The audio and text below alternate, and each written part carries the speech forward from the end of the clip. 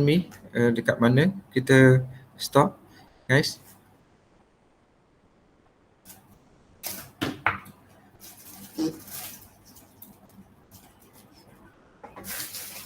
Oh, pengsan.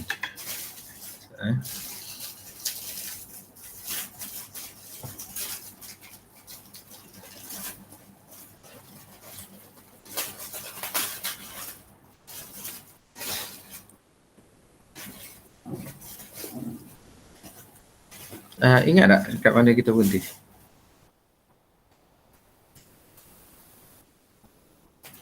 Tak sebab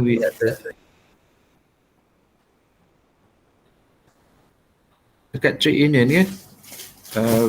Kita dah masuk trade union kan? I think the last time we entered tak sempat dengan kita cover. Oh, by the way, ini dah 20 kita punya paper kan? Tak sangka replacement kita bila? Boleh kita discuss tak? Tak sempat nak discuss.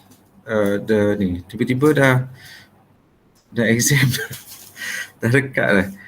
Kita punya paper 20 bulan Ogos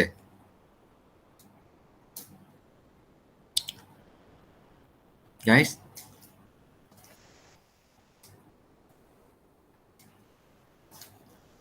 I think this one dah habis.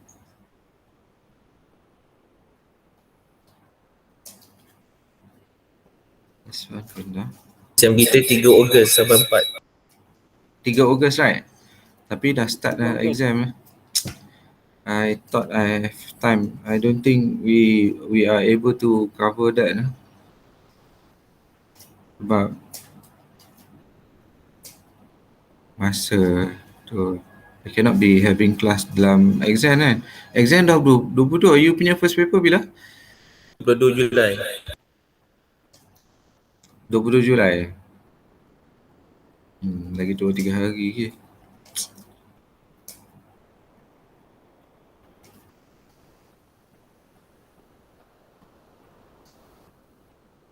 Ni dah buat lah.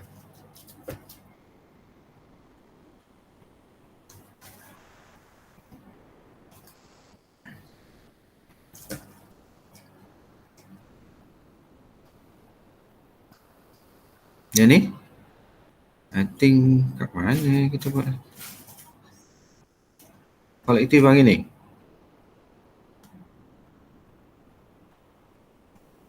Jadi pun rasa dah buat. Sebelum kita cancel the class kan?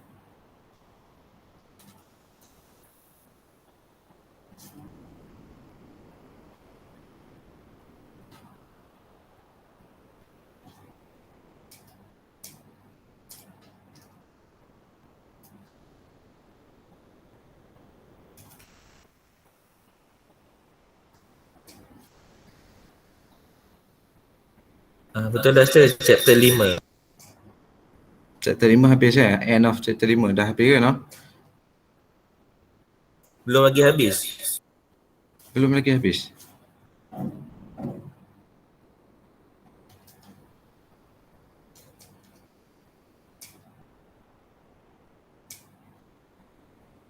Ladang Sagaria tu lah macam familiar dia. Macam dia nak masuk. Okay, kita go through je lah Chapter 5. Recognition. Someone remind kata kalau kita dah cover. Right, let's proceed with chapter 5. Recognition and registration of trade union. Remember, trade union is something that is very important in order for the employees to be protected, because without the trade union, you know very well that the employer is going to gain some advantage because they are in the upper hand. Remember, you learned that from contractual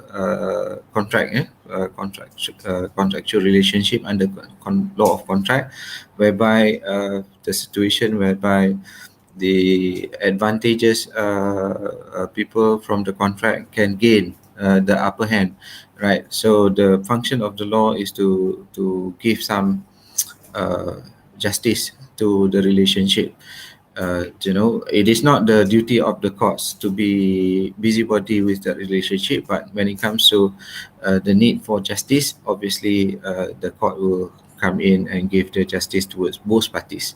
So with regards to trade union is something, an institution that is being recognized by the federal constitution with the right of people under the provision of Article 13, Article 5 to 13.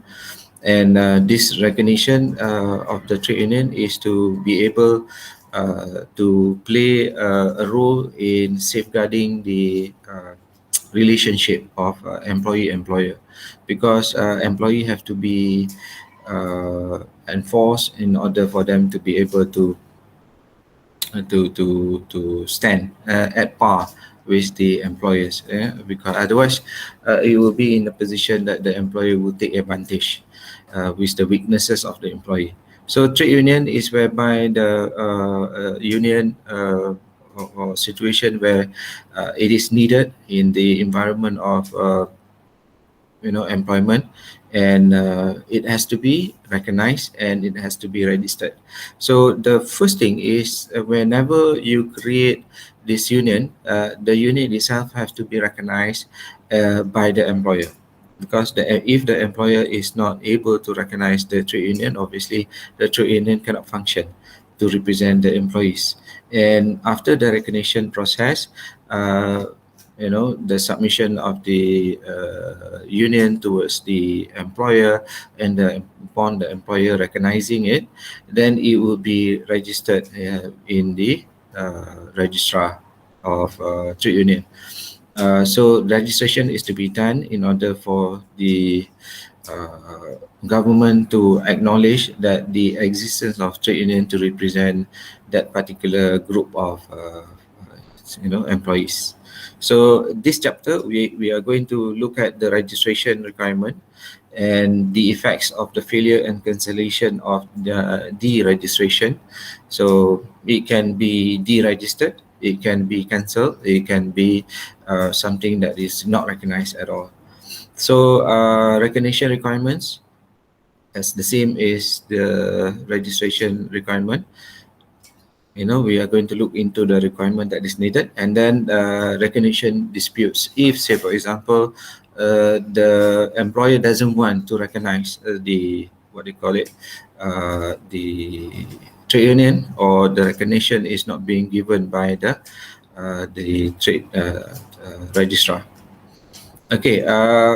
Introduction. Obviously, you know by now we are more concerned about the employers and employees. Now we are looking into the trade union, because it displays the law displays the right and responsibilities of employees. That relationship between both parties, right, and responsibilities of both parties. In this chapter, we will be looking at the collective bargaining of trade union, because that is the outcome of the trade union, because that is the main function of the trade union, to be able to engage with the employer to bargain, to be able to represent the employees in presenting the needs or their requests. So Part 3 of Industrial Relation Act explain the process where it is going to be taken place, and in order for recognition to obtain, and also the restriction of the scope of presentation of employees union. So obviously there must be some restriction that is going to be imposed towards the unions of how far that they are able to do their function. Here we're looking at the restriction of the scope of representation of employees union. Means that the kinds of employees that can be represented by the union for recognition purposes, either they are white or blue collar, obviously, right? So I think we discussed this earlier on, who are the white collars and the blue collars. So antara dua darjat, obviously it has to be divided. The reason being the representation would be able to be focused. The focus is towards a group of people, because being different group of people, they have different focuses that they wanted, or different area of needs that they wanted. So the blue collar is more towards the condition of work, and then maybe perhaps about salary, security and things like that. But white collar, maybe their concentration is about the benefits, more towards the benefits. So for example, uh, what they call it, the benefits in terms of amenities, that is provided by the company. Say for example, showers, gym, all these kind of things. So it might be the focus is slightly different from different groups. So this condition is not defined with regards to industrial relation, where the employees union, how are they going to secure recognition. But generally it is stated how it is to be done. Nor does it prescribe the circumstances in which employers may revoke previous recognition made. So if, say for example, the trade union A representing the employees now is the position of the what they call it, the company, in order for them to acknowledge another trade union representing the employees. You might have a conflict of trade union, numbers of trade unions representing the uh, what they call it, the employees. So when it comes to revocation or conditions, that is depending on the nature of the court's decision. The courts are there to resolve any dispute between these parties. Okay, joining unions mean either to protect them from actual or possible exploitation of employers, or to obtain improved terms and conditions, and then, which I already mentioned, right? Um, Trade union do by means of protecting employees from exploitation and promote economic welfare, i.e. from grievance processing. Grievance, either you want to talk about you have problems with the condition of working that you are not happy with, then you always have the avenue to report it to HR, and the HR to take up to the management, and the management would be able to process it and come to a solution to that problem. Say for example, the welfare of the workers while working, uh, uh, workers are not happy, then obviously it would be something of a process that has to go through. So this grievance processing by the trade union is the ability from the trade union to present their case, Ada dengan bunyi bising tak? Nice. Ada tak? Hopefully tak ada kan? Ada macam Ah. ada Ada benda bunyi. Alright. So okay, itulah the problem of working, via this thing. So my wife tengah duk potong. Okay, so grievance processing is a process that the trade union is able to, to represent the problems of the workers in order for them to bring forward their issues to the employers, and the employers to do something. And it is in a form of bargaining between the trade union and the employer. So I don't think I have been exposed to collective bargaining process in a way. I have been a member of that process. It's not fair for me to give some reflection with something that I have not gone through. But the process that I saw online, or the one that has been given information by my ex-students, they say that the process will take a number of months. So processes the information or letters or memorandum, the discussion is to be to be in a process of meeting, and then they will present their list of demands, and then the employer will also give their own demands. So it is a bargaining process, that is going to take place within the trade union and the employer. So, however, IRA requires that union must be recognized in order for them to do the bargaining process. So, this industrial court said it can still enter into negotiation. It does not mean that it has to be recognized first. It can go into negotiation provided that they can,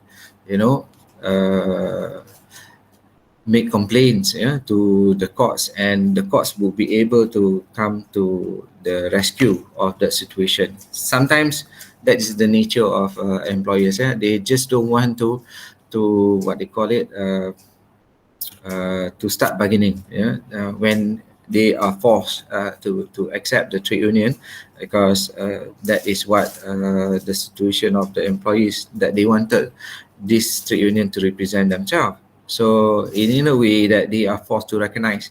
But when it comes to collective bargaining, they it's quite difficult for the employer to continue or to start off bargaining. There are situations whereby in the midst of the trade union to get their, what they call it, recognition status, so the court allows the trade union to start negotiation, even though they are in the process of recognition. Because obviously, from the step that they are to be acknowledged, accepted as representation to the employees by the employer, it will have to go to the trade union registrar, and it has to be registered properly. This process will take months, especially when it comes to COVID situation. I don't know what is happening. Obviously, it is pending everywhere, right? So in that situation, the negotiation can take place while it is being in the process of recognition. Here we have the case of Ladang Sagaria and Napsi Nagalit, where the union has not secured recognition yet, but the court says that they should be able to continue with the so-called discussion, negotiation. In Simlatex products Nemhat, here we can see that once recognition is given the union by the employer, industrial court has no alternative but to accept the recognition as valid unless annulled. So the function, remember, the function of industrial court is not to be busybody with the relationship between this employer and trade union. So once they are recognized, once the recognition is being received, then obviously they have the right to continue with the discussion or bargaining process. Section 9 IRA, only trade union of blue collar can represent their group, and this is not represented by the other category such as managerial, executive, security or confidential. Because if you look at the situation of managerial, executive, security and confidential, they have their own focus, they have their own group, they have their own interest that they have to look at of. So that is compared to the blue collar. Obviously, the blue collar are larger and they have the, what you call it, different interests altogether. So why? So when a recognition is given by the employer to any trade union, it will only represent one group intended and not anyone else. So I mean, focus towards it. You can see the online example of trade unions where they represent the group of what they call it, a group of members that is very focused. And here you look at the scope of representation. Oh, somebody wants to come in. Hold on. Right. Trade union, which represent managerial, executive, security, confidential, we have to form their own union and be recognized as so. Right. If they want to have their own union, like the union of bank officers in Malaysia, yeah. So they have to form their own group. They have to approach the employer in order for the employer to recognize and to register themselves with the trade union registrar. Why it is only fair for all parties to have their own what do you call it, representation, equal representation. Any disputes as to the category of workmen must be resolved by the Director General of Industrial Relations to verify and determine the position. So any kind of trade union that represent a group of people, being in dispute, it has to go to the Director General in order for the DG to identify which one is right, which one is not, which one is to be recognized, which one is not to be recognized. So condition of recognition, here we can look at the union must be registered, obviously, right? If it's not registered, then should not be able to recognize. So actually it goes hand in hand. Recognition and registration is something that because when you register, obviously one of the criteria of the registration that you have to show that the employer is able to recognize you. So registration and recognition goes hand in hand. Union must be registered. Union must be competent to represent employees. What do you mean by competent? They are able to show that they are comprising of peoples that do represent the group of people, and they obviously they are what do you call it? They are able to do the job. How to know that? Then they have interview session in order for them to be identified whether they are competent enough to represent the employees. Because trade union, they are quite powerful, quite powerful because they are having members. It can go to the hundreds of thousands of members. So can you imagine if they were to collect 5 ringgit each per month from each members, how much money they are collecting? Because the law provides them to be able to collect money. So they are going to be a very powerful organization, and it has to be run properly. So then the union must representing the groups that they are representing, right? The same establishment, industry or trade or occupation of employees, because you cannot have a mixture of group of people. It has to be focused to only certain group of people. Okay. Union must be representing more than 50% of employees. That is considered as simple majority. Right. Condition of recognition. Though not stated in the Industrial Relations Act, but fulfilling the above requirement means that the employer must be deemed to be accorded recognition of the union. So if they were to initially, put themselves in details in saying that I represent more than 50%, which is 51%, then the list has to be provided to the employer in order for the employer to scrutinize, but not denying that. Then registration, it must go in hand in order for the union to be recognized by the employer.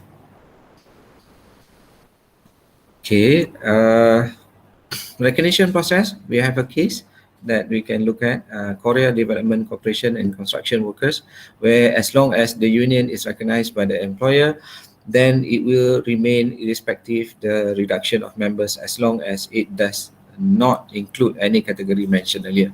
As long it represent a group of people, the number might go down from the 51% that mentioned just now. So say for example, there were economic downturn and the number of staff has to be reduced, and the staff reduced comprises of those members of the union, and the union now becomes less than 50%. So the issue was brought to court, and the court says still you have to recognize when the recognition is given, irrespective whether the number is reducing, provided that you don't mix with other group of people. So we have another case here, Lower Perak Motor Services Company, where employers are not to investigate or interrogate employees, but should engage independent third party to help to decide the claim or just refuse recognition.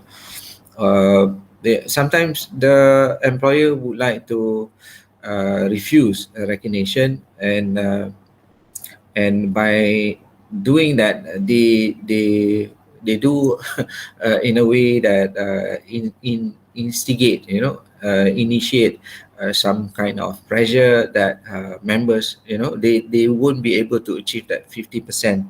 So employer are not supposed to do that, because they are to be independent. They are not actively or having any link towards the process of the trade union, because you know very well that the employer is worried about the trade union because the impact of the trade union itself, right? So that is where the court is saying that you cannot be involved in any way regarding the recognition process of the trade union. Okay, now if you look at this, you will be looking at the chart of the recognition process. So rasa macam dah buat dah ni, tapi tak apalah. So the process took in this situation, that you will be in this situation, employers accede to the claim, meaning employers accept, so recognition is accorded. Then they will start to have their collective bargaining, and then that is easy lah. I mean, no problem at all, because the employer is a good employer. They are able to look at the positive side of trade union, because trade union is not an enemy. It is something that is useful for the company to embrace in order for the company to move forward, because it's a win-win situation. The middle pass where the employer ignores or reject the claim, right? So then the complaint can go up to Director General Industrial Relation in order for the DG to verify the situation why the rejection is taking place or ignoring the registration or recognition. So membership verification or secret ballot has to be conducted in order to determine whether why it is being rejected and things like that. So bottom line is the fact that verification or an option for secret ballot. And obviously is the outcome of that would be either it is being recognized. If it's recognized, it goes back to collective bargaining in order for them to start off the process. The next one, if you look at the far right, employer asks Director General to validate claim. So in this situation, because they are not, they do not reject, but they want the, what they call it, the Director General to, the DG to play their role into determining whether this particular trade union is acceptable or not. So that is the situation of Director General to play their role, and both line is the same lah. Union complain or the employer complain, so both will go to that verification and either secret ballot. So the outcome may be in a way that it is recognized or not recognized. If it's not recognized, then collective bargaining cannot start. So that is the process that the union has to go through. Any questions so far? guys?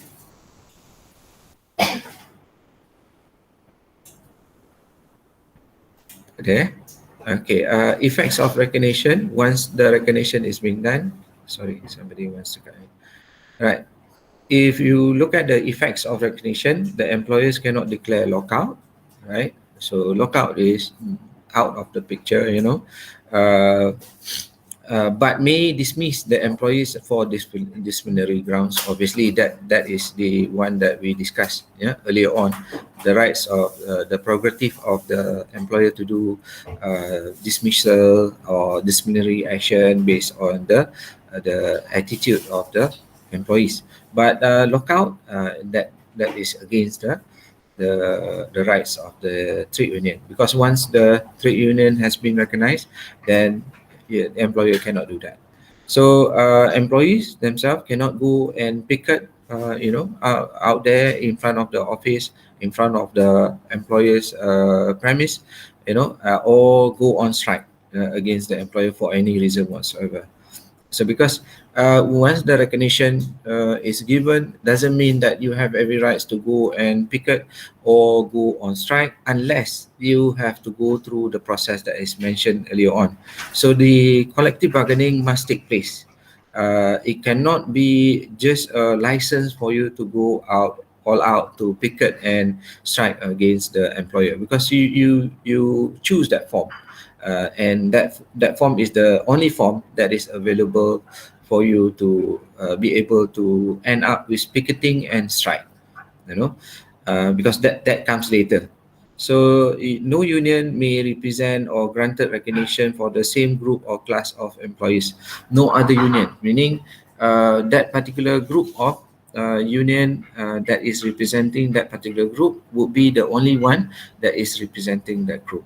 So there is no two conflict of what do you call it, a set of conflicts between union, because some union have some agendas that they wanted to that they wanted to put forward, which is like a conflicting between the situation.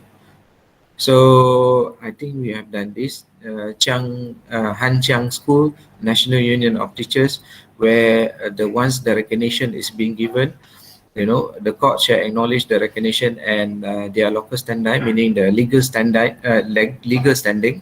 But in cases where there are no employees at all, then the union have no local standard. Meaning, if it goes to the 0%, then the union, it is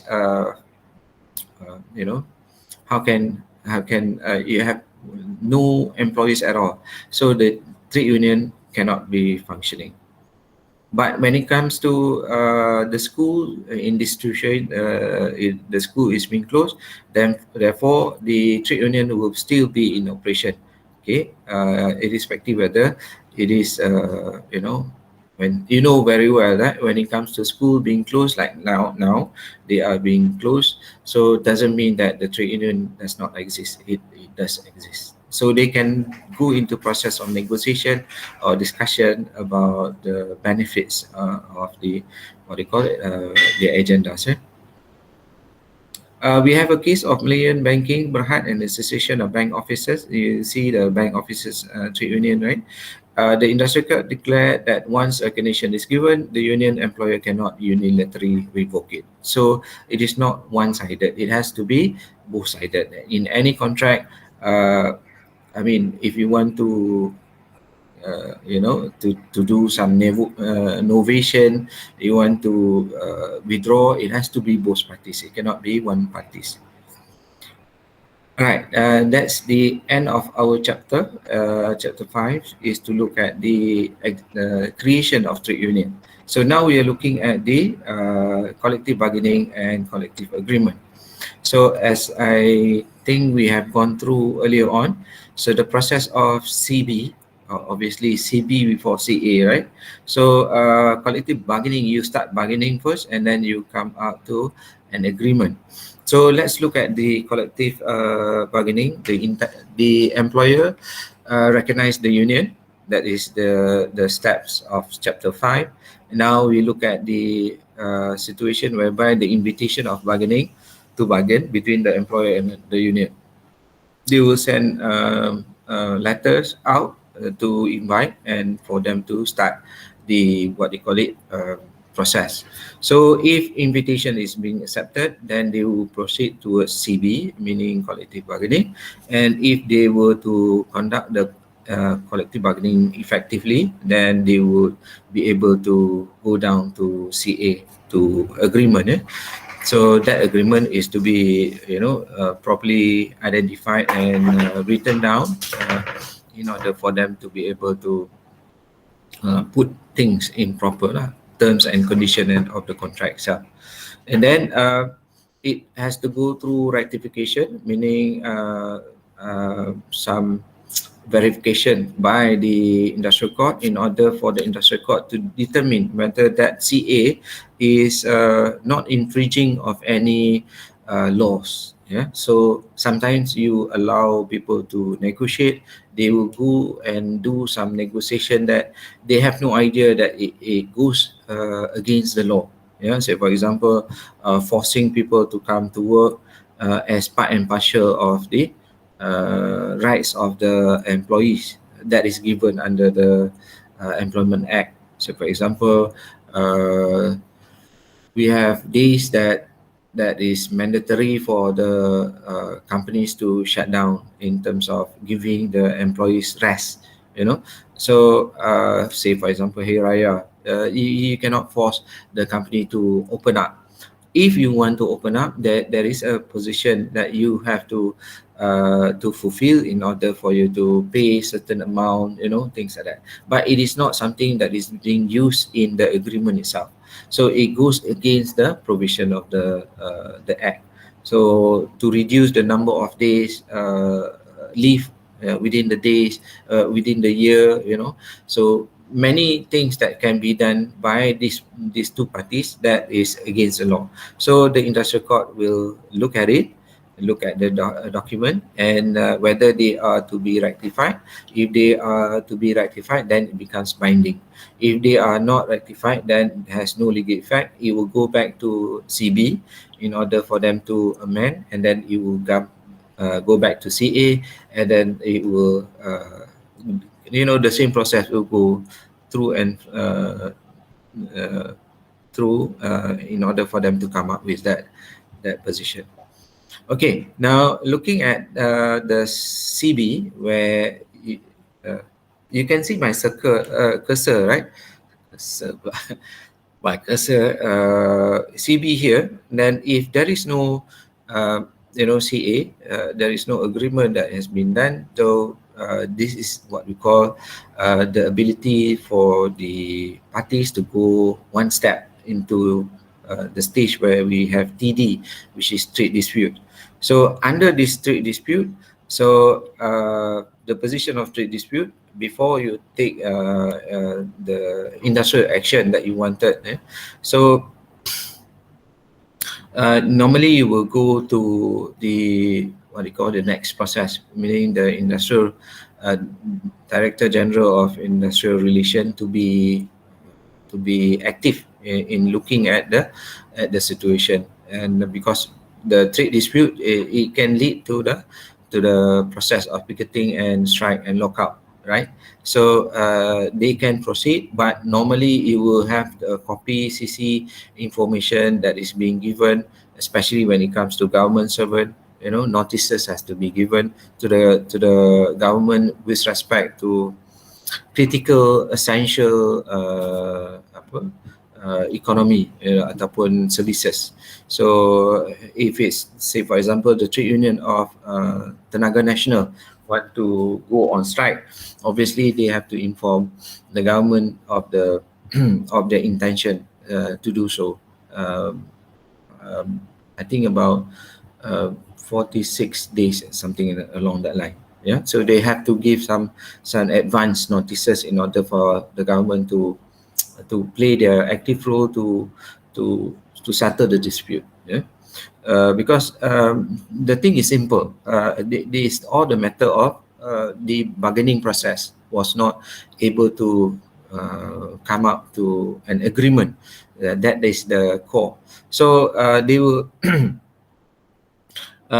This will lead to some. Normally, you will start with picketing, definitely, right? The strike is something that is expensive for the trade union to start off. I think it's quite rare to see strikes has been applied in Malaysia by trade unions, in Malaysia, because whenever there is a strike, the union has to sponsor the salary of the workers.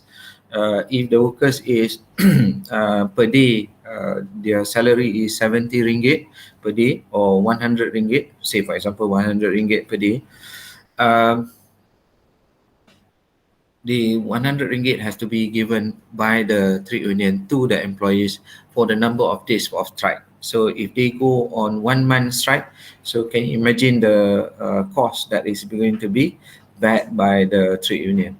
They must have big amount of money in order for them to do that, right? So even though the collection is huge, but the number of people that goes on strike, you have to compensate. If the payment of fee is only mere 20 ringgit per month or 5 ringgit per month, it's not enough for them to be able to sponsor the strike. So normally it will have the industrial relation department to play a active role to stop this things from escalating. That situation whereby it will have a negative effect where trade union will gang up together, and then they will start off some supports coming from other trade unions. So it will be in a process of conciliation where parties would be able to engage. The somebody wants to come in. Right. So if you look at this, so the process of conciliation is something that has to be done actively by the industrial relations department in order for them to appease each other, make things, jangan gaduh lah, it is the time that you are to sit down, please be fair to each other, and then you are to go and proceed with the CB back again.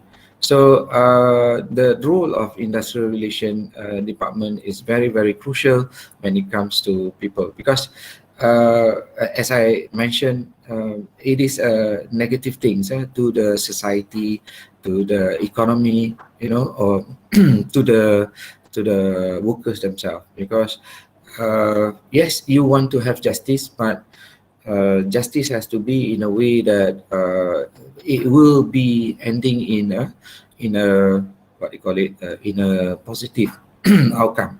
If it's not in positive outcome, sorry. If it's not done in a manner that is going to win-win all parties, it is not worthwhile. So that is where the law will come in to protect everyone. Because you know very well, when the first time we had class, so this relationship of employer-employee will eventually impact the whole society, impact the economy, impact the investors. It is very very large. When it involves maybe 300 workers, that maybe it is a small matter. But when it comes to hundreds of thousands of workers under the union, it will cripple the what do you call it, nation, or services that is rendered to the society. So for example, when I went to India, so when we went down, the banking sector was at freeze. Because you cannot withdraw money, the banks are on strike. And then at the same time, the automotive industry was also on strike. So you see inconvenience everywhere. We as people who landed there, it's quite difficult for us to find access to money. So because the bank sector has gone down and the ATM machine has gone down, so it's quite difficult for we have to resort to utilizing our credit cards. Okay, so that is conciliation. It is a soft manner of approach of discussion, and then if it's not able to come to solution, obviously you have to have some kind of arbitration. Okay, so you have to go into arbitration where there is a person that represent both parties agree to that person, and that particular person is able to come up with a decision. And obviously the industrial court would be the one to play the role as the arbitration person or arbiter, and the award will be given in case of the collective agreement, because sometimes people dispute on certain matters. Yeah, it is not the whole the whole document itself. Maybe certain portion that is not being agreed by both parties. So it is needed that so-called industrial court to play their role. Okay, any questions on this? We have been looking at the left side, but not on the right side. So invitation is being rejected. There is no collective bargaining, and then it goes to industrial relation department straight away, and they have to do the investigation why the rejection was done by either party, and it has to be resolved. And if it's resolved, then it goes back to the CB, and then it starts the process. So this is the flow chart of the process, that the a bird's eye view of the flow chart or the process that will take place with regards to the collective bargaining. Yeah. Any questions on this, guys?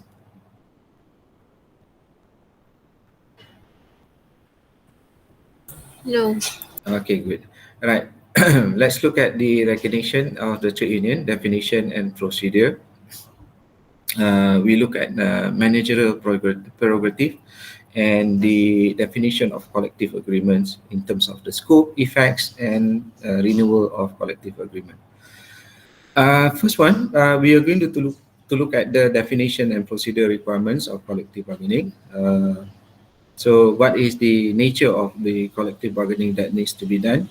So collective bargaining, as you know, is to improve the terms and conditions of employment and the welfare of the staff.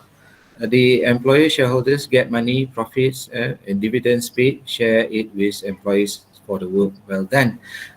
This is something of a logic, yeah, in order for looking at the employer. Normally, the employer, they will they don't care about the employees, right? Because to them, the employees has agreed to work with them, and obviously by the end of the day, shareholders are looking at the profit, only the profit. So it is not about the care or welfare, or the benefit of the employees. So that is the situation, the foundation of the collective bargaining, where the sharing of the profit needs to be done, because it is not something that you can bring forward your demands. The trade union cannot bring their demands, because if the company is not making money, obviously they have no grounds. But if the company is making money, then they have good grounds for them to ask for some kind of benefits, in terms of welfare and things like that. Whenever CB is approved, then it is called CA. Obviously, I already stated to you that it has to be in a form of agreement, where you have terms and condition, as I already mentioned to you example earlier before. The Section 13 of Industrial Relation Act talks about the process that you have to go through upon recognition. Each party is to invite to commence the CB, and then it must be in writing. It must be within 14 days, either for them to apply or accept or reject the invitation, and then if accepted within 30 days is to commence the process of collective bargaining. So, it is quite clear that the process that they have to go through.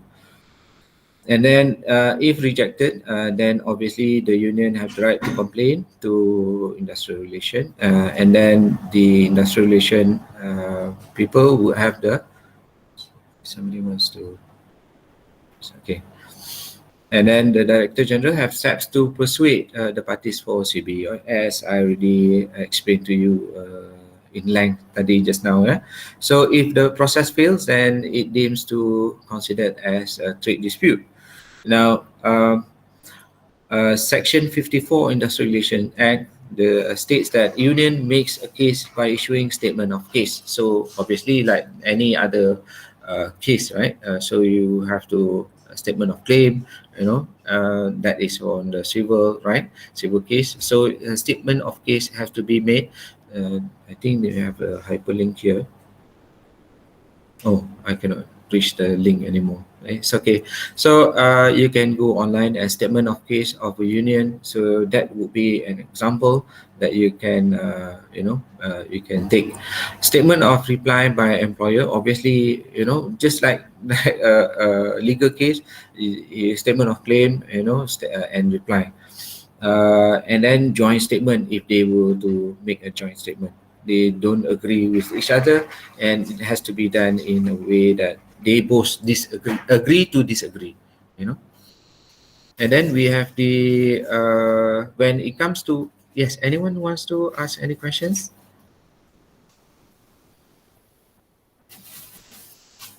Tak ada. Okay, good.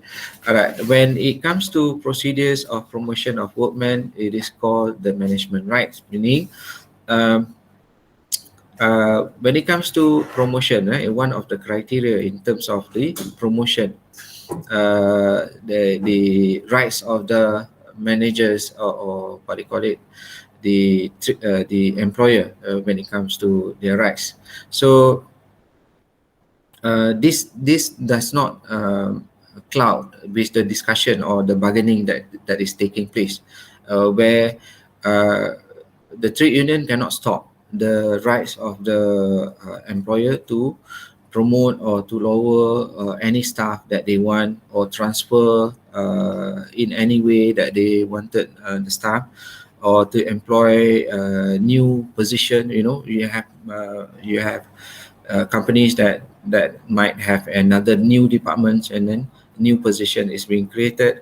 And say, for example, also we have a situation of termination by virtue of redundancy. So all these things that is mentioned under section 13, where the rights of the employer have to be not to be interrupted, because that is the position that is given under the law to the employer to do that. Dismissal or reinstatement, if, say, for example, somebody is to be dismissed, or the issue of the person that goes to court, and if the courts were to reinstate, make a judgment that to have this particular person reinstated, then they have to abide to it. Then the trade union should not be messing around with all this, because these are the managerial rights that is given by the law towards the employer. Assignment or allocation of duties to specific tasks. So these are the areas that is not supposed to be impacted by the collective bargaining. Meaning, if you want to discuss with respect to the benefit of the employees in terms of facilities, in terms of benefits, it can be done, but not towards all this, because you cannot curtail the employer from doing their rights, that, because as the same goes both ways, kan. So you cannot prevent the employee to gain the basic law atau basic any rights that they have received from the law. For example, you eliminate the number of days for leave per year to only 5 days. It is ridiculous because the law is already clear on the number of days per year that is received by all employees. So the same goes for the employer. So the employer also have rights in order for them to be able to, not to be worried about their rights. So in the terms and condition cannot be included of the restriction to promote or restriction to transfer, restriction to employ, restriction to terminate. Those are the things that cannot be involved. Okay, definition of collective agreement, scope and effect, and renewal of collective agreement. We look at this situation where X requires the collective agreement to be deposited with the industrial court for the approval or rejection of that court. Yeah, because as I already mentioned, they are the one that is going to interpret and enforce the agreement. So they will go line by line, terms by terms, and looking at it whether it goes against the against the law, but not to impose their own interpretation, because they are not there to interpret the agreement. They are there to look at the scope, whether the scope of the agreement that has been achieved is going against the law or not. So if it's against the law, then obviously they are to do that. Here we can see the case of Utusan Melayu Berhad and National Union of Newspapers Workers. Not all subsidiaries of holding company are bound by collective agreement between holding company and a union. So remember, companies have holding companies, right? So if you are talking about holding companies, only holding companies, members of holding companies should be able to be represented, and they are the one that might be able to come to an agreement. So this agreement within the holding companies do not set across towards all the companies that is within the, what do you call it, within the framework. Okay, so subsidiaries are not going to be inside the collective agreement unless it is being specifically mentioned. So if it's mentioned which subsidiaries is going to be bound by this agreement, then then it is something that has to be recognized. But if it's not, then the general rule is to only applies to the trade union that represent what type of workers for which companies. You have the parent companies that, the parent company itself has thousands of workers. So if the trade union represented the union or employees of that particular what do you call it, the holding companies, and then the holding companies are the one that is going to be in the agreement, because at the end of the day somebody has to sign the contract, right? So it has to be representing certain group, and holding companies can do that by virtue of that. Another case, we have K. Shamugam Trainer and Racecourse Employees Union. CA only applies to those in the union and not and those successors, assignees, and transferees. Union CA is only applied to those members. Yeah, so those who are not members of the union. So we have employees who doesn't want to become members of the union. So if the union is fighting and they have received the CA, so the CA is only bound to the members and not to those who are not members. So sometimes the company would apply the same thing towards the others. It's a game that they play, because they just want to weaken the union by giving the same thing for non-members. So the members now, they are contemplating, because they are paying money every month, So but if they were to fight, they suffer in order for them to do picketing and things like that. But at the end of the day, the non members are getting all the benefit also. So it's a game that is being played by the employer. But it also encourage the employees to become members, and because they start to realize the benefits that is being received from becoming a member. Okay. We have the case of Sabah Commercial Bank Association and Sabah Banking Employees, as I already mentioned to you earlier on. Cases with regards to union or is more towards banking sector, because this is, banks, they end up making money, and obviously it is a good ground for the trade union to ask for certain benefits. So CA only applies to those serving employees and not those who resign, but retirees can claim. Meaning if you resign, then obviously you cannot get. But retirees, it also will be affected. Meaning if they were to retire, right? So if just give you an example, right? If they retire within the CB process, CB process is supposed to have what they call it, a window of maximum 2 years, right?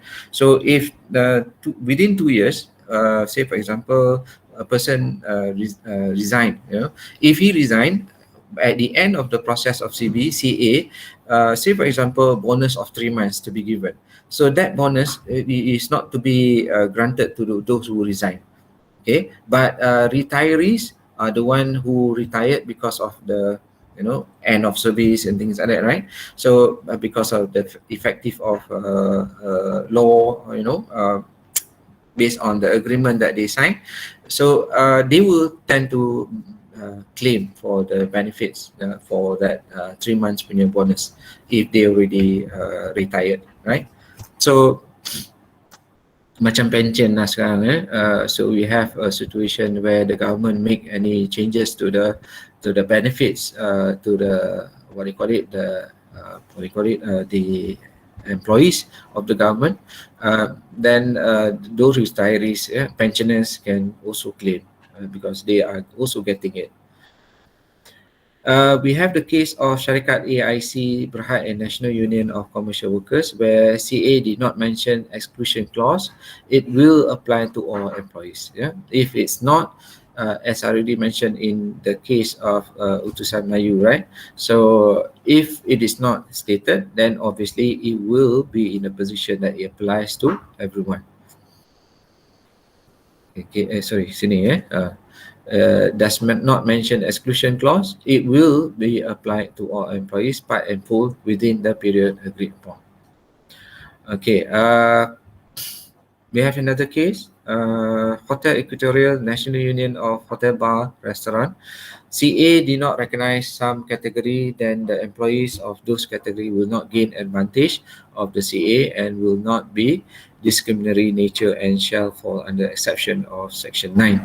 So what here is the case whereby if the category is not being identified or being recognized, then that particular group of people cannot gain the advantages that is received from the CA.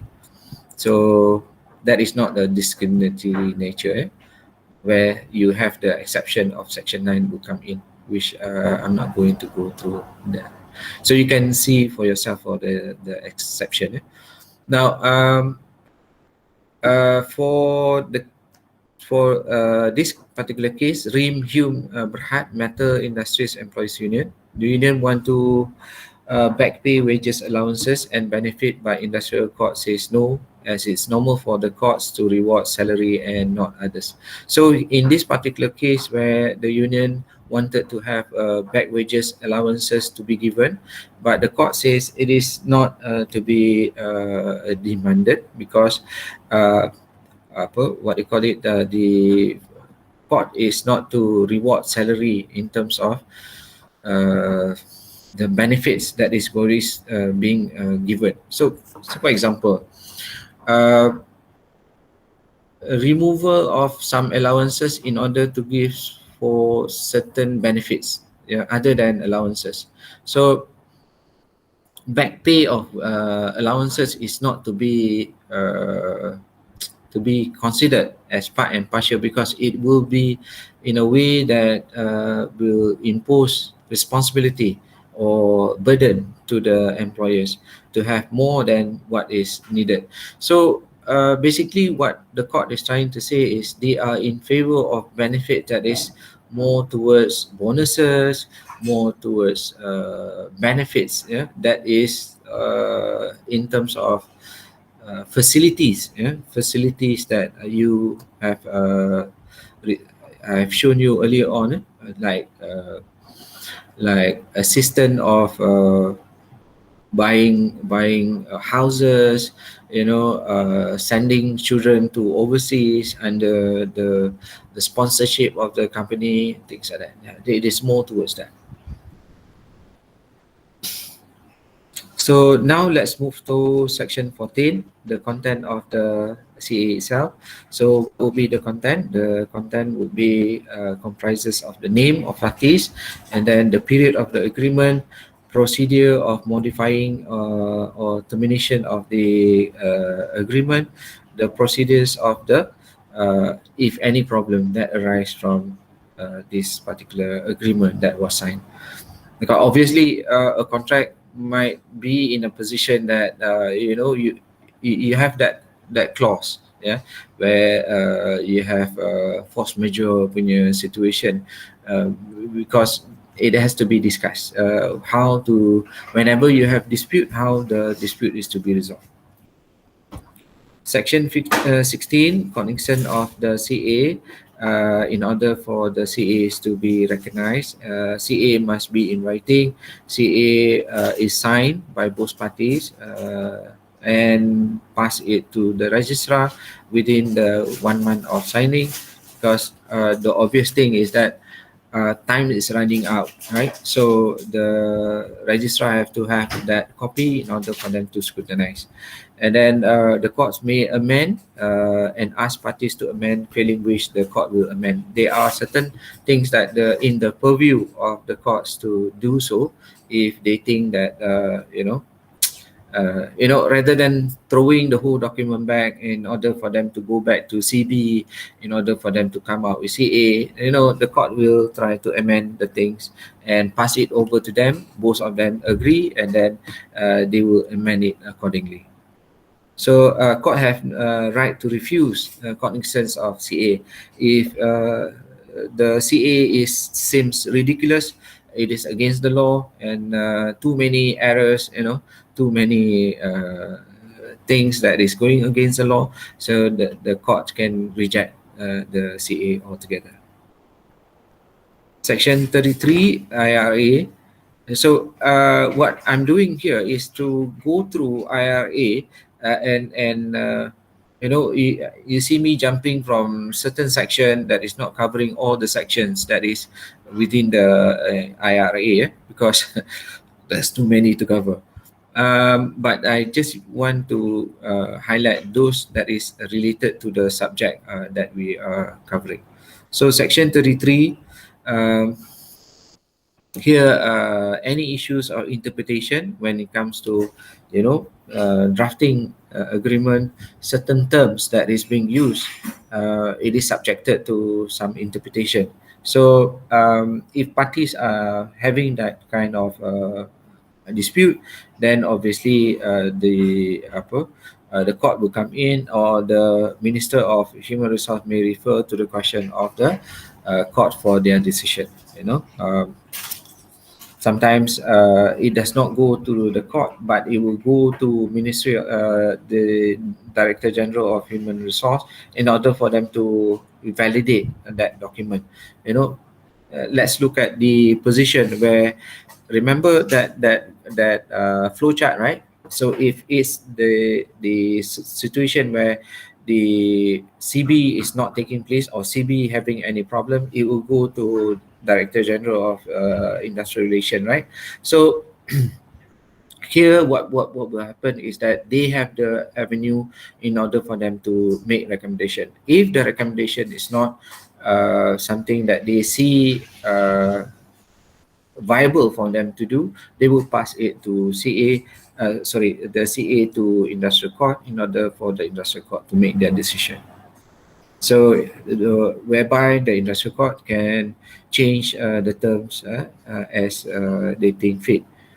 So, but as you can say that it is not the duty of the courts to be busybody in order for them to draft things that for both parties, because that was agreed upon, right? So it is not the court's duty to become busybody and do changes, significant changes. They are just there to do some minor changes.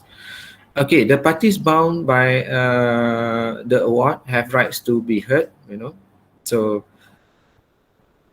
any situation of the parties as receiving the award, they have the right to be able to identify the decision of the courts.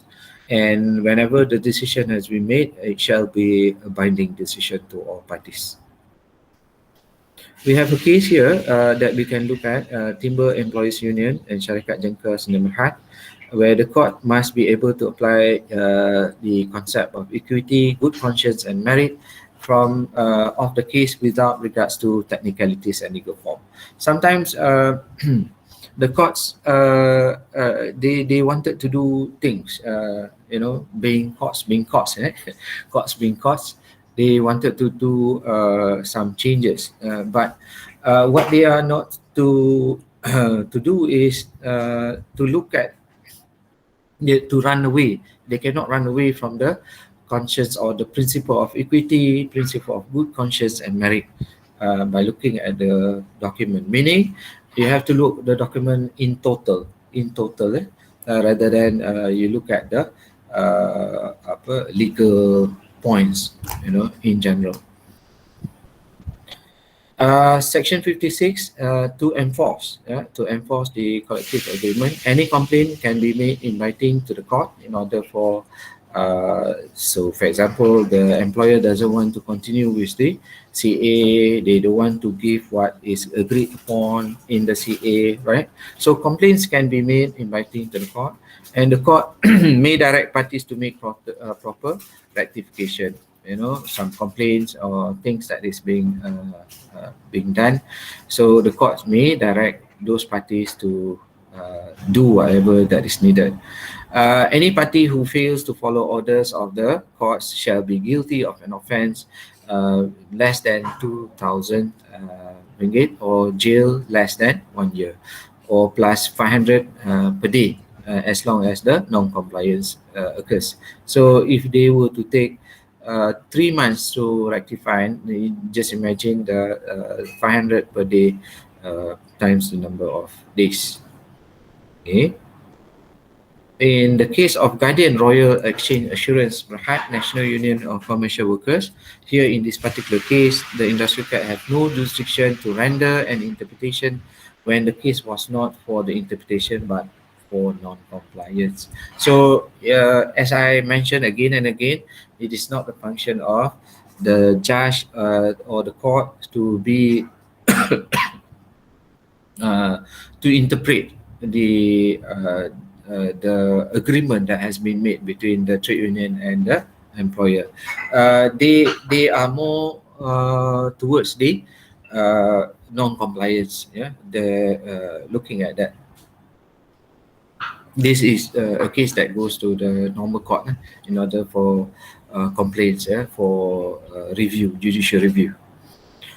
So, yeah, we have another provision under the relationship of collective agreement, section 17 subsection 2, section 32 subsection 2 IRA, verification to CA. The court can vary the CA, but will only do that rarely with the mutual consent of both parties. As I already mentioned, it will be involving both parties' consent, and the courts have to be careful, because if they are not careful, then you have a case of like this, where the review has been asked to look at the scope of the industrial court rather than being a busy body, but they are just to look at the core of the question in that is being disputed. In Sajaya Trading, Sdn Bhd and Orit Kumar, we have this section 33 can only be used to remove ambiguity or uncertainty. This. So the scope of that authorities for the industrial court is to remove ambiguity and uncertainty in order for because their rule is important because their role is important because it is going to be a lasting lasting relationship in the next 2 years or 3 years that the agreement took place, right? So the courts are worried that maybe if they were not to be able to give clarity to the document, it will later become a dispute, and then it becomes a trade dispute, and it's become messy. Rather than it become messy, then might as well do some kind of ratification earlier on before things goes bad, or when the document is being applied. Section 14, effective date of CA, it shall not be more than 3 years. More than 3 years is the limit. So the limit is 3 years, and shall be effective immediately following the date of the previous agreement expired. So if it's expired 3 years ago, and then it starts from the 3 years ago, meaning you have to start your CB straight away, because it will be backdated, right, to the end of the previous agreement. So it is continuous. For every, there is no gap in the relationship of the trade union or CB or CA. It must be the CA itself, not CB. CA must be continuous, meaning it has a lifespan of 3 years, and it has to continue. So immediately upon the agreement of the CA, effective of the CA, maybe the last 3 years was the process that took in order for the CA to become effective. Immediately then you start to have your CB in order for you to start another process for the CA. Casuarina Beach Hotel, National Union of Hotel Bar and Restaurant Workers, where the court have the right to limit the backdated not more than 6 months. Okay, so this is the situation whereby the minister can come into the dispute, that is that to try to limit the number of the backdated. So 3 years, more than 3 years, no, you cannot be more than 3 years, and the extension not more than 3 months. 3 months, 6 months. So this is based on dispute, if there is any dispute. So the 3 years is effective. So, but when it comes to some dispute, so for example, the dispute about terms, a particular terms within the CA, right? So it goes through the process of verification by industrial court, and then the industrial court can backdate it to 6 months. So that is the purview within the industrial court. But the contract itself, that remains the 3 years, right? Okay, end of chapter 6. So do you have any questions, guys?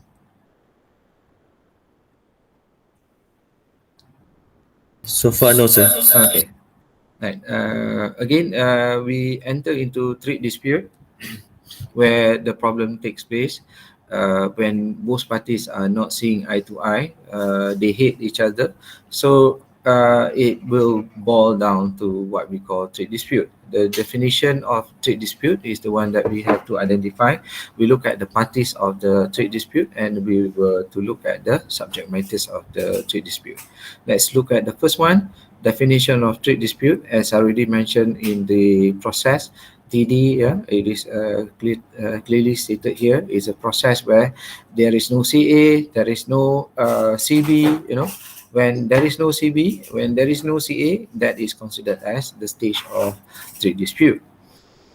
The Section 2 Industrial Relations Act interprets trade dispute, which means that the dispute between employer and his workman, the word workman represents, trade union, it represents all quarters of workers. So it is not only employees, as what mentioned in Employment Act, not lower than 2,000 as what has been mentioned. It can cover managerial, group of people, officer, group trade union for officers, trade union for managers, and so that is where the trade union is the dispute between employer and the workman. Employer here, we are talking about the company itself. Yeah, so it is not about it's not about the CEO or the what do you call it? It's not the shareholder, obviously, but the board of directors. It's not about that, which is connected with the employment or non-employment of the terms of employment and the condition of work of any such workman. So it is about that, the relationship. When you talk about the section mentioning about employment, non-employment, terms of employment, and condition of work, uh, you look at the interpretation of the section itself. Here, party, which actually refers to the trade dispute members or parties that is within the trade disputes, will be covering the trade union of workmen acting for all or any number of the the members of the trade dispute, or employer acting for himself in the trade dispute, or trade union employers acting in their members of the trade union. So we have trade union of workmen, employers acting for themselves, meaning they stand alone for themselves, or they have their union that represent themselves. Yeah, so employers can also have union that represent, the group of employers. In order for them to be strong, they have to do that. So it is a trade dispute is whereby the position, as I already mentioned, between the employee themselves, between the employer with the group of employers, and the workmen. Subject matter of the trade dispute, what will be the category of dispute that might be covered? So as I already mentioned, employment, non-employment, terms of employment, and condition of work.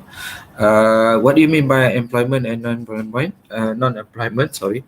All matters connected to the employments of an employee or employees, services, benefits, and privileges, meaning everything.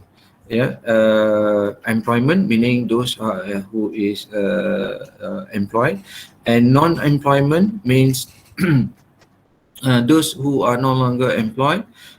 Maybe they end their services, so it will be in the position whereby it covers all this area, such benefit, privileges, services, these are the areas that needs to be covered. And for example, we have All Malaysian Estate Staff Union and River Tax Malaysia. Here, the definition in our view covers every dispute between employer and employee which is connected with the service of workmen or with the benefit and privileges incidental to the service. So anything, ex gratia, employment benefits, medical benefits, irrespective whether the staff is still working or not working anymore, unless the staff resign lah, right? So it would not be in a scope that we are talking about. We are talking about those people who are supposed to receive the benefit that they should receive, within the, what do you call it, within the CA itself. We have a case of Teluk and Son Agricultural Enterprise in Berhad, where non-employment is the negative employment, where employer dismisses or employee declines to employ him, or turning him out when he is already employed. Okay, refuse to give work, And these are the things that are also in relation to the scope of the relationship of dispute. Say for example, the trade union is trying to disagree with the employer for the act of the employer to remove certain number of staff, and then they say that the employer dismisses the staff unjustly, without the proper due, without having some kind of justification, economic justification. They just want to reduce the number of workers, because reducing people who are long staying, with the company is good for the company, because they don't have to pay more wages to seniors. As you go and work with companies, your salary will go up. So by letting you go, obviously the company will use that money in order to engage more staff. One of you can replace with another two or three staff. So if that particular dispute took place between the trade union, then it is in regards to non-employment matters, meaning, as I already mentioned, it covers the one that is, what they call it, resign. It's not the proper word, resign. They end their relationship by virtue of contractual relationship. So that is not only the scope, but that it will also include those non-employment. The fact that the employer is dismissing or decline. So what what I'm trying to say here is that the duty of the trade union when it comes to trade dispute, they are to also cover the attitude or the action of the employers, not towards the employees, but towards the one that they have potential of taking in, dismissing employees. Once the employees are being dismissed, they are non-employment already, right? So, but the fact that the action done by the employer is unjust, so the trade union can bring it up and make it as an issue in order for them to make a case against the what they call it, against the employer. The same with constructive dismissal. Say for example, a person that is going to suffer from sexual harassment. Now she is no longer, I assume that is a she is unable to work because of the fear of sexual, maybe rape or things like that. She resigned, and then she makes sure that she is able to acknowledge that she resigned because of the fear, and she complains back to what they call it, the union. So the union can take action against on her behalf as a non-employment. Yeah, you can see what I'm trying to say here, because that it would be the scope.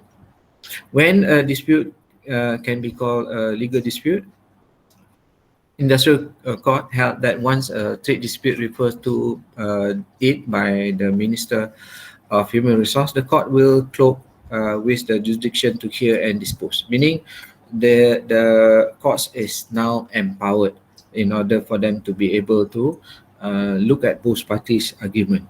Okay, and in order for them to find amicable solution for both parties, unless references set aside by law courts. Meaning, if say for example the jurisdiction is being override by the normal courts, then maybe that is the inability for them to do so. The industrial court will have jurisdiction when referred to under Section 26 of Industrial Relations Act. So here in with regards to what I said earlier, so the industrial court becomes the arbitration. So the arbiter, it will not have jurisdiction to arbitrate under Section 33 interpretation by the courts of approved agreement or past awards. They are not to be empowered to listen or to hear agreements of the past awards that has been made with regards to decision of the courts earlier on. Or Section 56, the enforcement of the courts approve the agreement of the past awards. So they are not having that jurisdiction with the interpretation and enforcement to the previous awards that is given. So they cannot go back upon their decision that they have made earlier on. Why? Because it does not give parties to have a second, second advantage to, to something that they have agreed upon.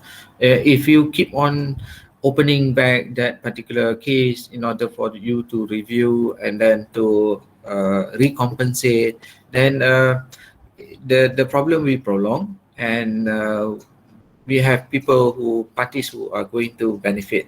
Maybe the employer is going to benefit more, with the review of the decision. It's going to be final.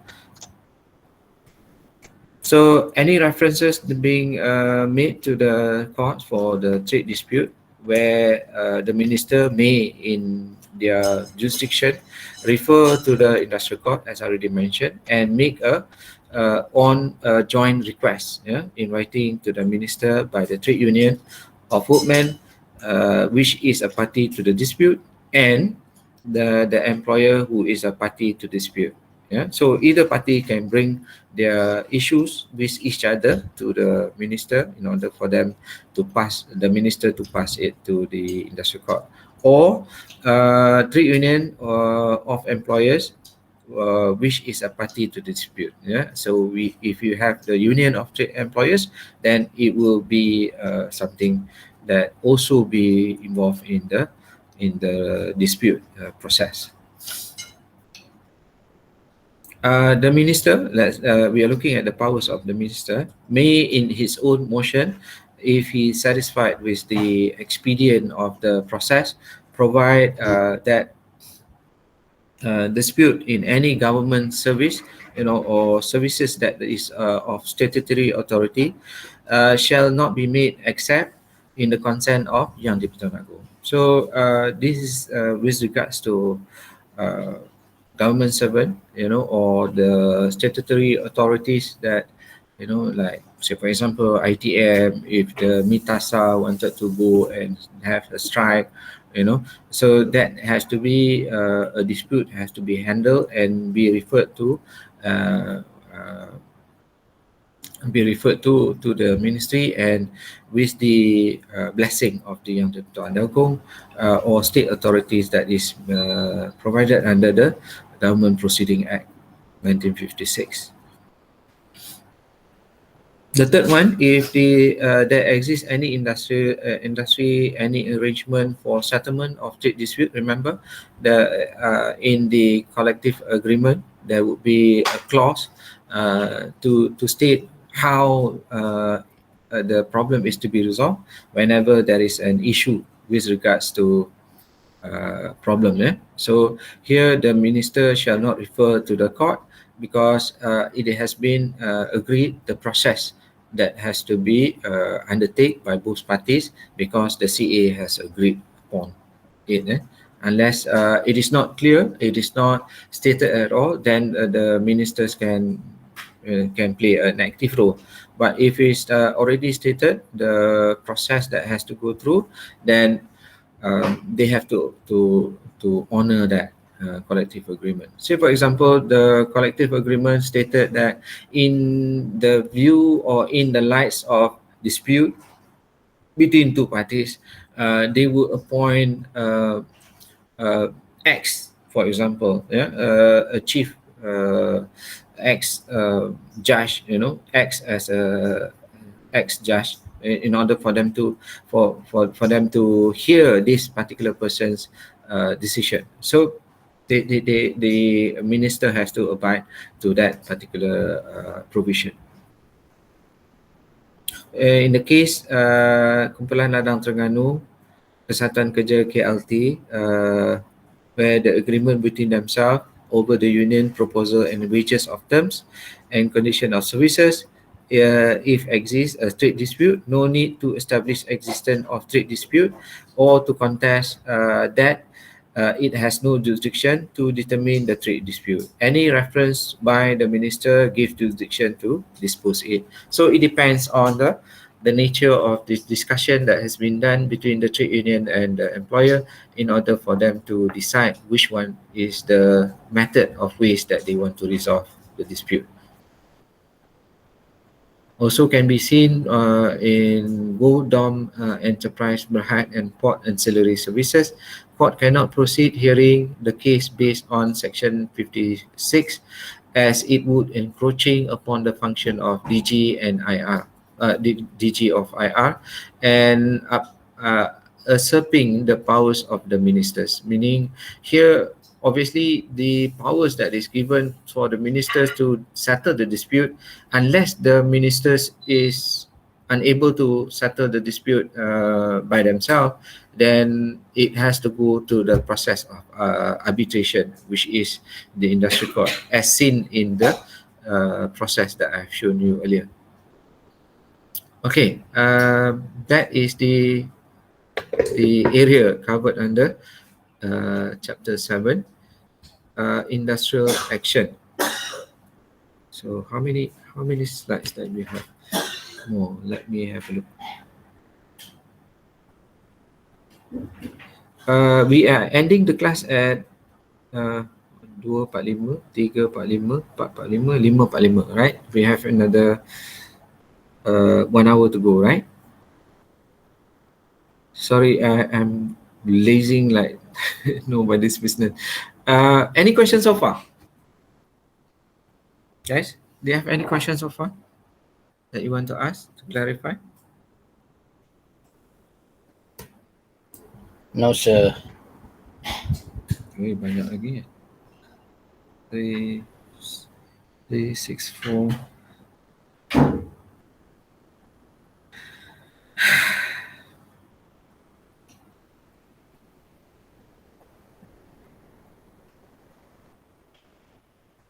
Mana dia? Allah Akbar. Right, let's move into the industrial action.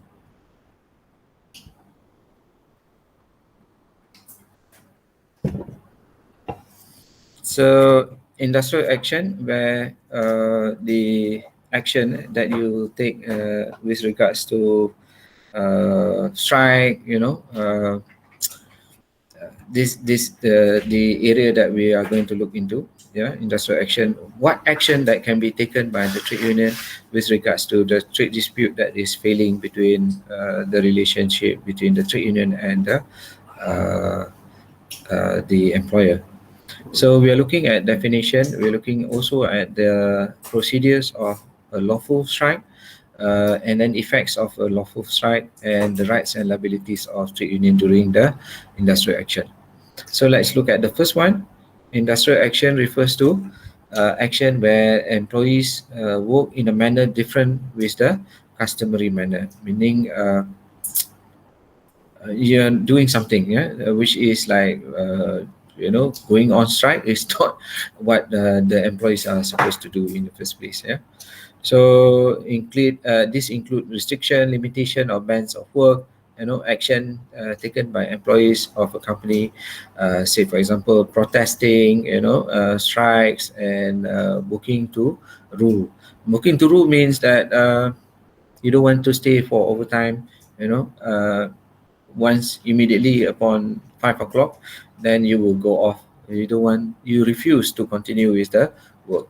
But it's quite difficult when it comes to banks. You have to close your front office. You have cashiers, so the cashiers has to close down immediately. But if you were to go off between 5 o'clock sharp, then it's not able for you to do so. But it can be done. It can be done. Where the instruction from the trade union, if the employer is so arrogant in complying with the agreement or complying with the process that they are supposed to go through, then the instruction by the trade union is to, okay, members, for 1 month we are going to do this work to rule. Work to rule means that you are going to go off. Only do the things that is being stated in your employment contract. So if it's 8 o'clock to 5 o'clock, then only 5 o'clock, then you go off. So you don't stay back. So types of industrial dispute resolution. So we have a soft method by negotiation, fact finding, conciliation, and arbitration. That is a soft approach that the trade union can, or maybe the employer can adopt. So this would be the best way of resolving dispute because it's cheap, it's quick, because it's safe face. You don't want people workers to go in front of your premises and say bad things about you. And it should be very effective where both parties are able to not spend money. So the trade union can save their money. So does the company or the employer. They don't have to stop production. So the first result of the line of action, however, this normally done at CB and ends with CA. So normally you will take that process to pressure the employer to come to an agreement, to CB and CA. So remember the chart, right? So CB trade dispute can be in a position whereby CB is yet to be conducted. Once recognition is being done, CB has to be started. Now, if a CB is not started, then it becomes a trade dispute. So obviously, it will be what do you call it? Uh, approach that is being adopted by trade union in order for them to pressure the employer to come to an agreement. Conciliation is where the Department of Industrial Relations to play their role in order to get both parties to play their role. So in peace, at peace of each other. Right? Conciliation, where you have the person to be a mediator, to help each other to find out what it seems to be the problem with both parties and things like that. However, DG cannot initiate conciliation if exists machinery of settling dispute by the what do you call it, by the agreement that has been set out. If there is no agreement, then maybe DG can play an active role. But if there is a process, agreement is already there. It's just a matter of employer doesn't want to continue with their what do you call it, with their promises. And within the agreement itself, there is a what do you call it, a process that has to go to be undertaken. Then they have to look at that process, as I already mentioned earlier. So before initiating the conciliation, DG may require parties to furnish himself with the necessary. It's not DG per se, yeah. I'm putting here DG as from the perspective of the law, but obviously it involves the parties, the workers of the ministry itself. Furnish necessary information and any agreed statements where the issues of disagreement took place and those things that not yet to be settled.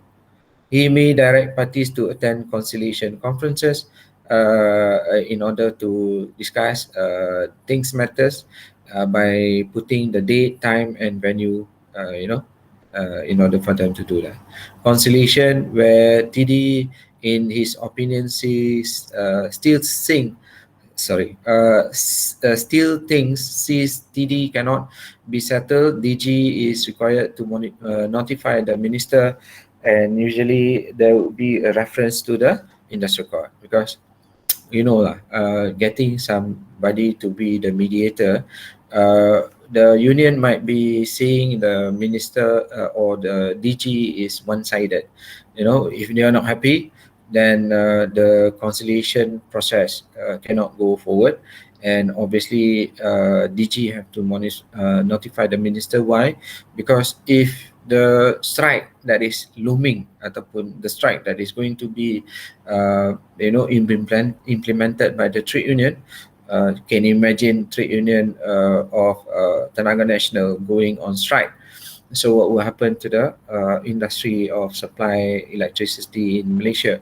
So that is something that the minister have to be aware of, and then it will be referred for the industrial court for arbitration process.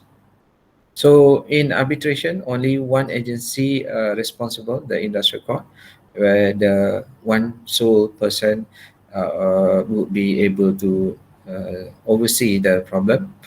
uh, Legitimate techniques to settle trade dispute. There are several. Picketing, strike, lockdown, work slow. Work slow. This is the hard way of this group. This type of is the hard way. Uh, it's not good to go into that stage, but things has to be done in order for both parties to come to an agreement. So, as I mentioned, lockdown can be done by the employer. Picketing under Section 40, okay. Picketing prima facie unlawful, but can be lawful in certain circumstances, which I already mentioned, where you can you have to go through that process, yeah? And certain purposes, but contain warning that it may be unlawful. In what way? Because the picketing can be in a way that if you were to do picketing in front of the office, right? So if you enter 1 inch to a space that belongs to the employer, the compound or the parking lot that is the land of the employer, it becomes an unlawful what do you call it, unlawful action. So yes, you can do it, but there is a big chance that you must make sure that the union members knows what needs to be done. Sometimes you are so worked up, you are so angry, and then you start to do things. You start people to stop people, customers from coming in, preventing vehicles, preventing workers that is not wanting to be part and partial of the picketing. So it will be a situation. In the case of HM Shah Enterprise Neighborhood, no union will take up picketing or strike straight away without negotiation.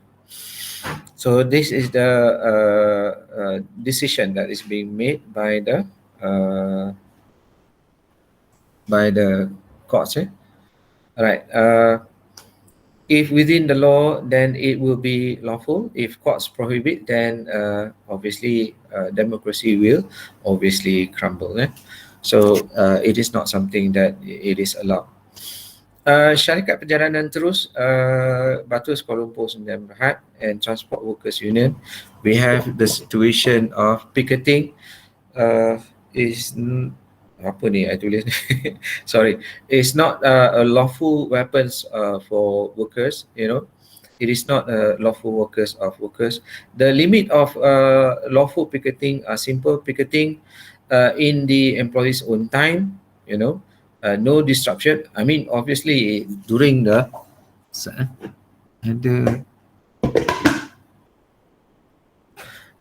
during your own time, meaning during your lunch hours, after office hours, or before you enter into what do you call it, into work. So those times is yours. Then it can be done within uh, that period of time. No disruption of businesses of the employer. Don't ever prevent people from you can stop the trucks from coming in, because you are staying in front of the main door, so you cannot go into that. If there is anyone who wants to come in, you have to allow them to come in. No offense committed in the course of the picket. As I already mentioned, it can go to the law of torts, where trespass to land, assault, battery, those kind of thing can took place. At least there is no complaint by the company. There would not be any offense. Lockout and strike covered under both Trade Union Act and Industrial Relation Act. Strike means that the cessation of work. You don't go to work. You don't do the thing that you agree upon in the contract. And then refusal or to undertake common understanding of a number of workmen to continue to work. You don't want to continue to do your work, got a number of work in order. Say for example, uh, you have a situation of strike in a manufacturing lineup. You know, so that particular lineup cannot be production line. So production line cannot function if you don't have a certain number of people in that line. So it takes place in that nature lah. So I guess you are able to understand what strike means, right? So you don't go to work and then you be able to do you refuse to go to work. Section 45 and illegal strikes, mentioned that is in contravention of the rights given under Section 43 and 44, has other object of the has any other objects from the TD, which is between workman and employer, or between employer who declares the lockout and his workman. So this is a situation whereby the both parties, meaning the employers, able to conduct what they call it lockout, and that is the situation whereby strike dengan lockout macam mana nak compare and contrast, if they were at the same time, what is the whether it is going to be strike or is this going to be lockout. So that is the issue. Let's look at Section 43. Here, restriction on strike and lockouts in essential services, especially when it comes to essential services. No workman in essential services shall go on strike without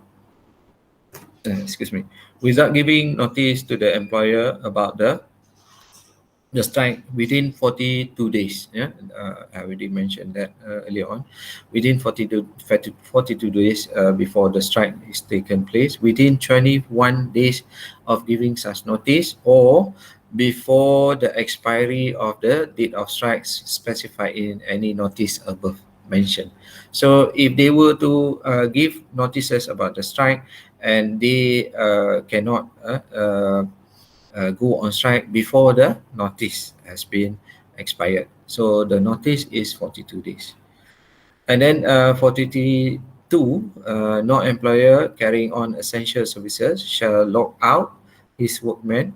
It goes both ways for the trade union and also for the employer.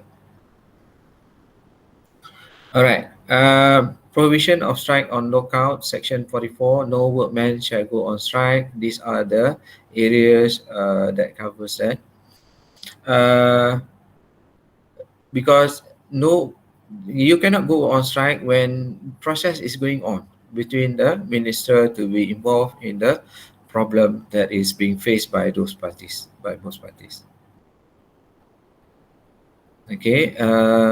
Everything has to refer to the court. As already mentioned to you, I did mention all this to you earlier on.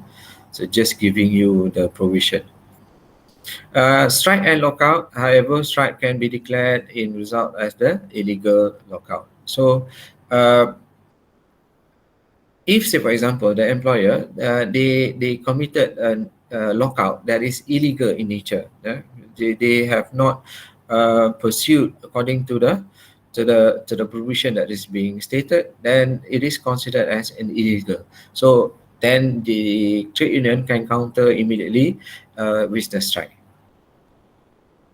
So provision of strike, official strike and lockout if TD have been referred to a minister. So obviously the provision, as I mentioned here, Section 44, the provision of strikes once the matters has been referred to the minister. Okay. What happened if both parties still continue with the strike or lockouts? It will be, as I already mentioned, Section 46 to 48 talks about illegal strike can be punishable as an offence with fine and imprisonment. So here 46 talks about the number of amount. not exceeding 1 year and not exceeding of 1,000 for boost, and fine of 50 ringgit every day, which is quite small.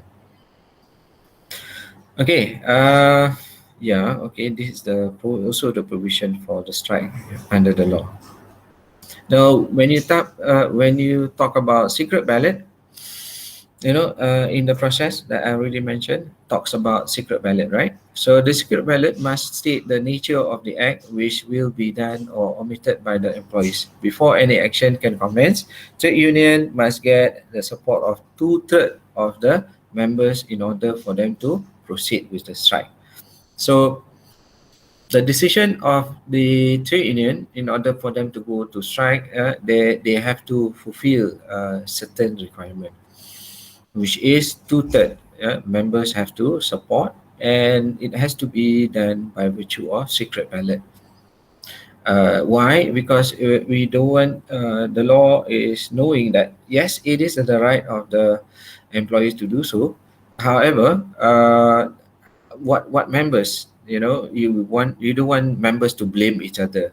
They, hey, you are the one who doesn't want to go to strike, I want to go to strike. So this type of things is to be avoided, and therefore we would engage into the what they call it, secret ballot.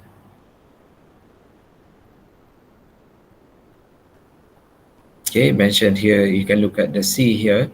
Secret ballot of the proposed act become invalid or affects the virtue of section 40, 2, 3, 6, and 9.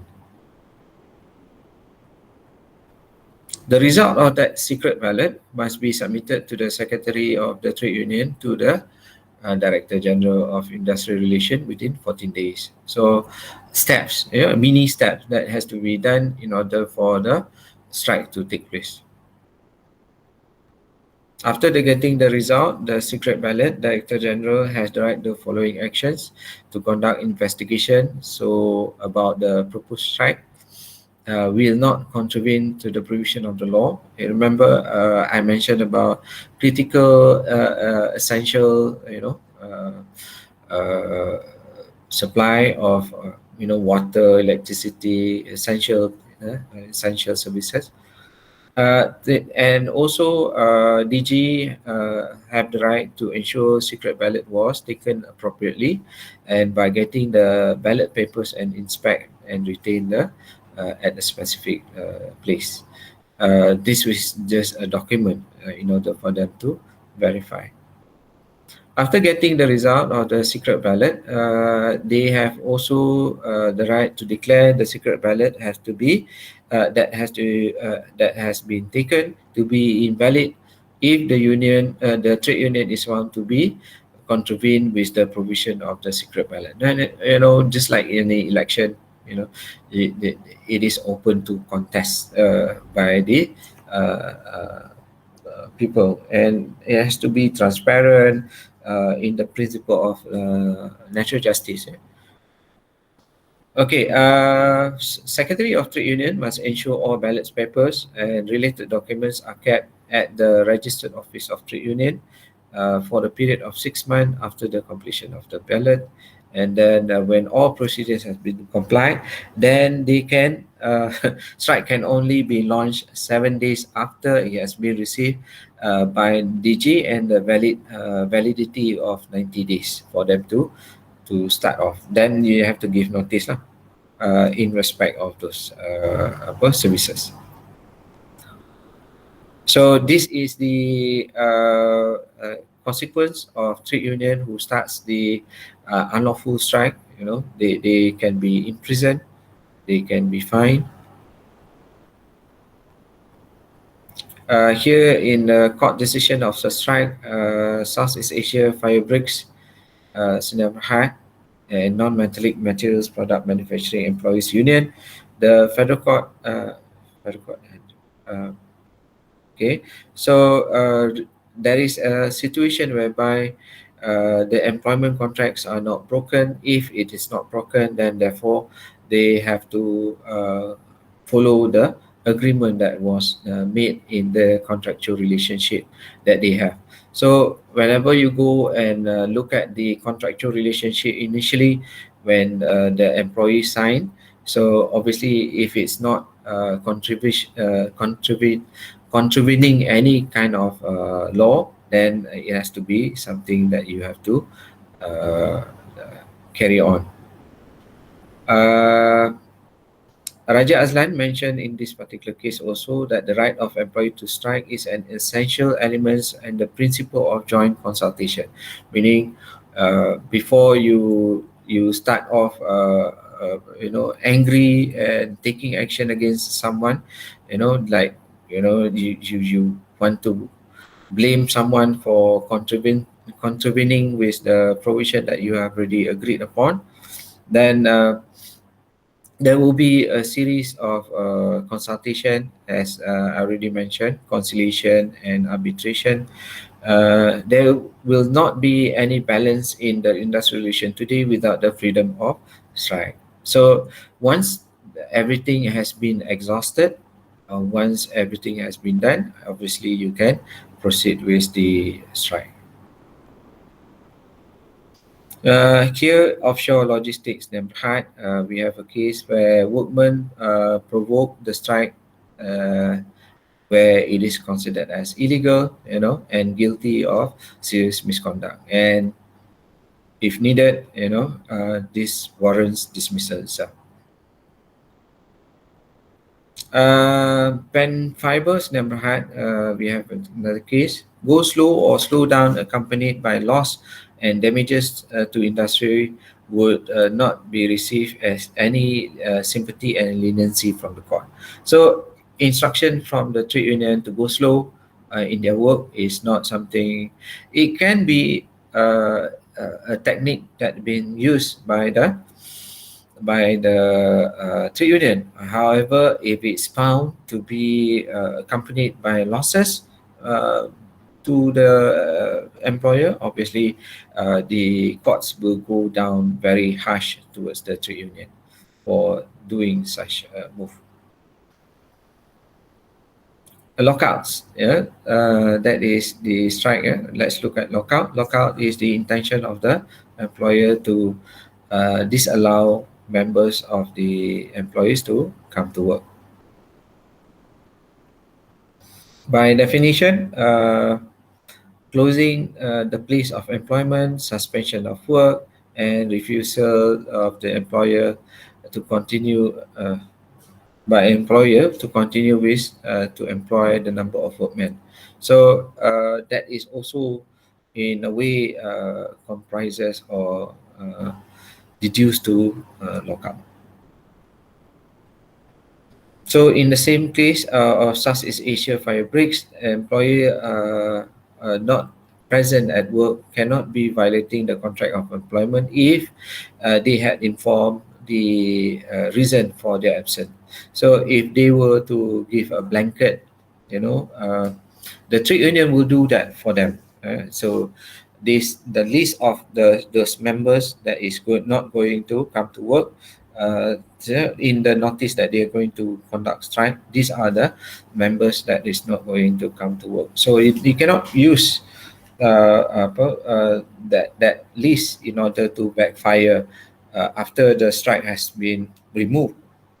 So the employer cannot lock out the list of employees. So it's not going to be fair. Having informed about the strike by the letter to the employer, the strike was considered as reasonable excuse and not considered as a reason for termination. Meaning, you have given a notice that the list of this number of people are going to go on strike if you fail to adhere to the agreement that you agreed upon. So that cannot be a means for you to be able to say, since they are not coming to work, in in the future, as the notice has given, I'm going to have the right to find the replacement for them, because you have to give notice, right? So the notices, the employer realized that those number of people is not coming to work. So if they want to continue with the process of manufacturing, say for example, so they can engage temporary staff, Is it something? No. In a way that it is against the law. Rights to strike is accepted in our provision of law, is being considered as valid. Having regards to economic loss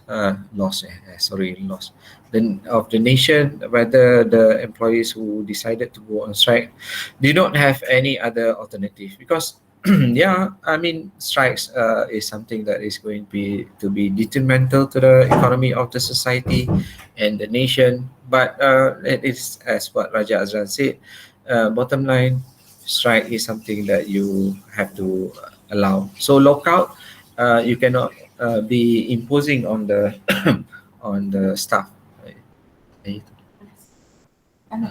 Setuju.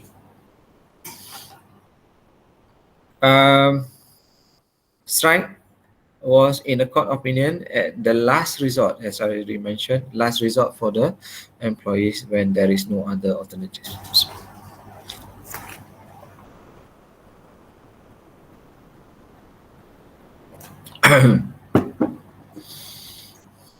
E, by launching strike or declaring lockouts, the employment contract between the employer and employee is considered as suspended. Yeah, it is not terminated, because you still have that rights, right? Because it is not about the termination of the contract of employment. It is just a suspension of the contract. Employees involved in valid strike cannot be said as having stopped the contract of service. F, action not allowing employees to report to work is considered as invalid lockout. Just you want to get back to them. You nak buat strike, okay, fine. And then you ask the guard to identify those people and not letting them in. Then it is considered as invalid. Oh, okay, right. Right. Go slow. Sorry guys, I think I have to move somewhere else. Hold on,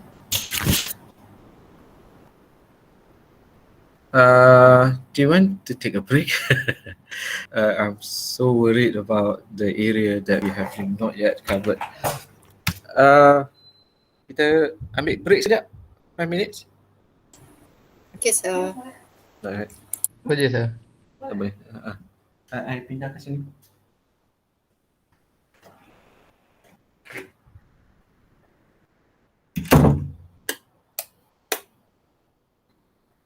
Mana dia kita punya, Allah, tak terfikir langsung.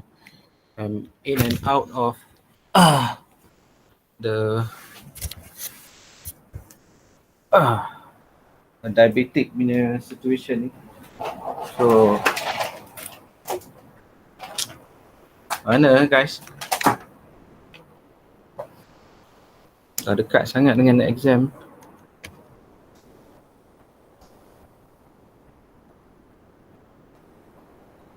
Any opinion?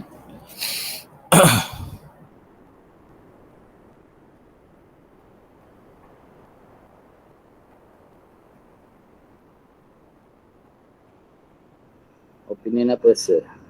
So kelas yang satu tu, aduh, I rasa macam mana nak ganti yang tu, tak sempat lah. Because beberapa hari, kalau kita buat malam je mana boleh. Do you still need that slot 3 hours?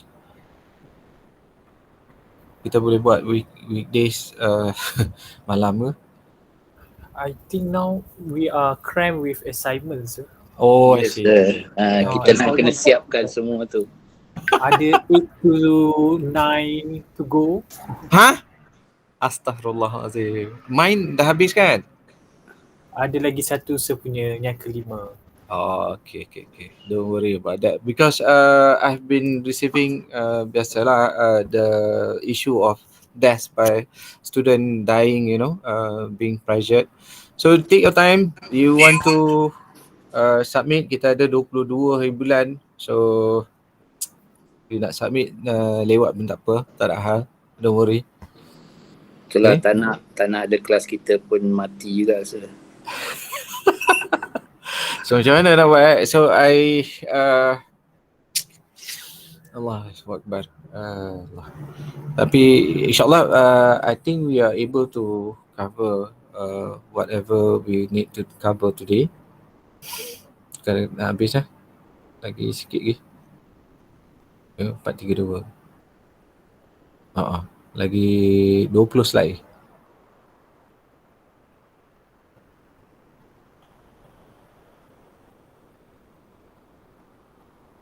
Mana dia tadi ni? Hold on page 410.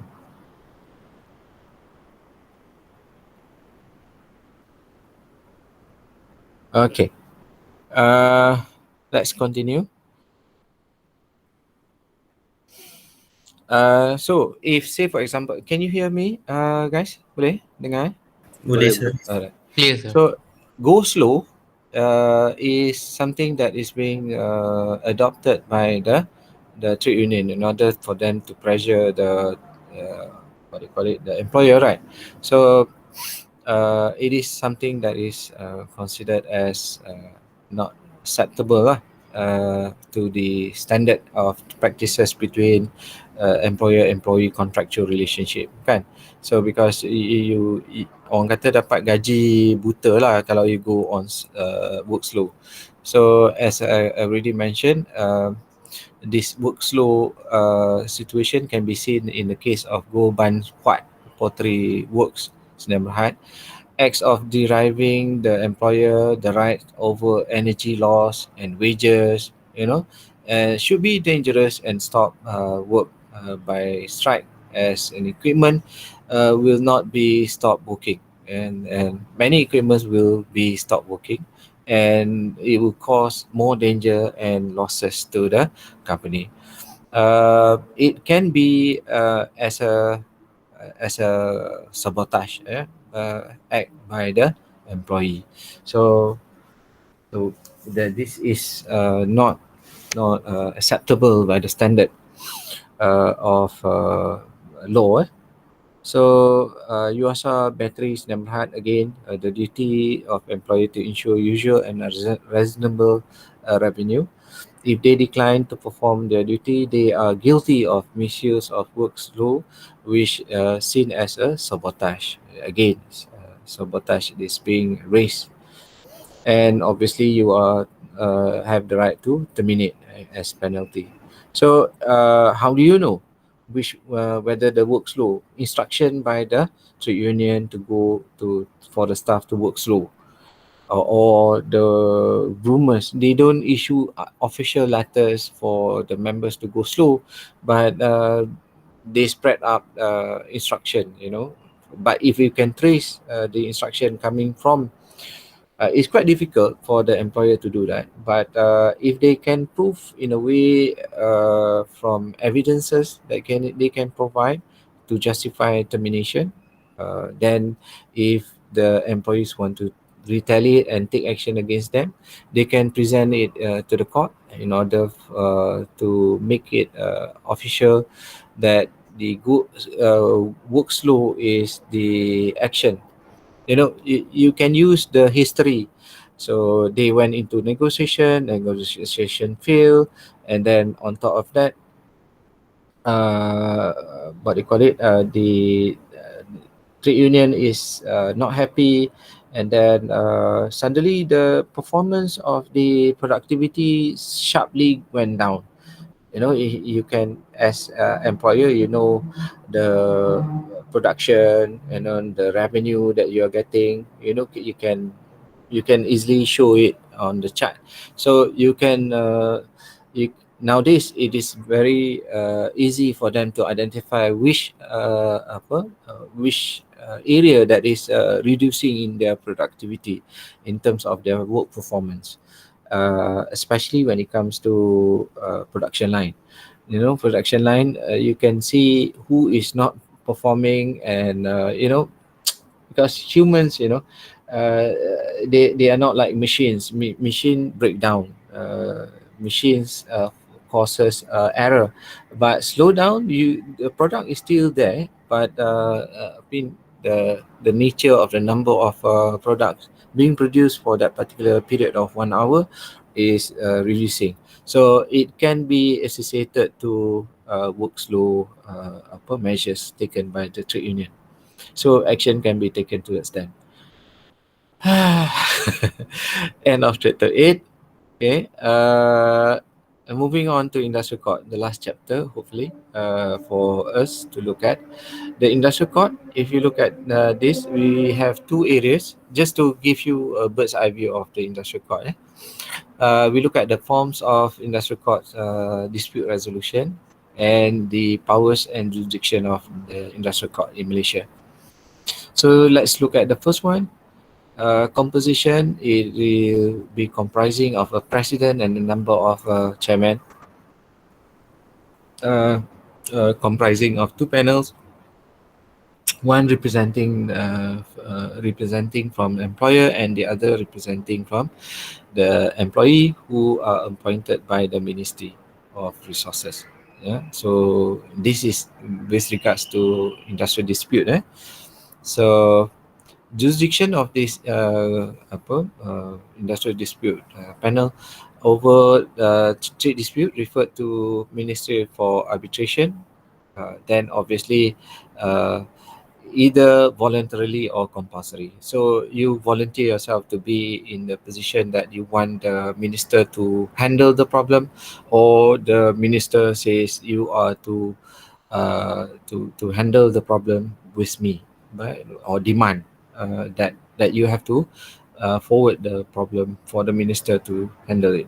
So the minister cannot refer trade dispute from public sector without the consent of Yang di-Pertuan Agong, which I already mentioned earlier on, because this is concerning the body that was created under the body was created under the federal constitution, right? Because public sector is not it is entrenched in our federal constitution. It's a missionary for the government to run the country. So obviously, Yang di-Pertuan Agong has the rights to identify what it seems to be the problem. And then state authorities, and because why the Yang di-Pertuan Agong? Because the chief ataupun toke boss public sector would be the executive, right? So if you were to do reference to the executive, obviously the executive will come down against you, which is like you ask the help, like macam sekarang lah, asking for YDPA to intervene when it comes to COVID situation.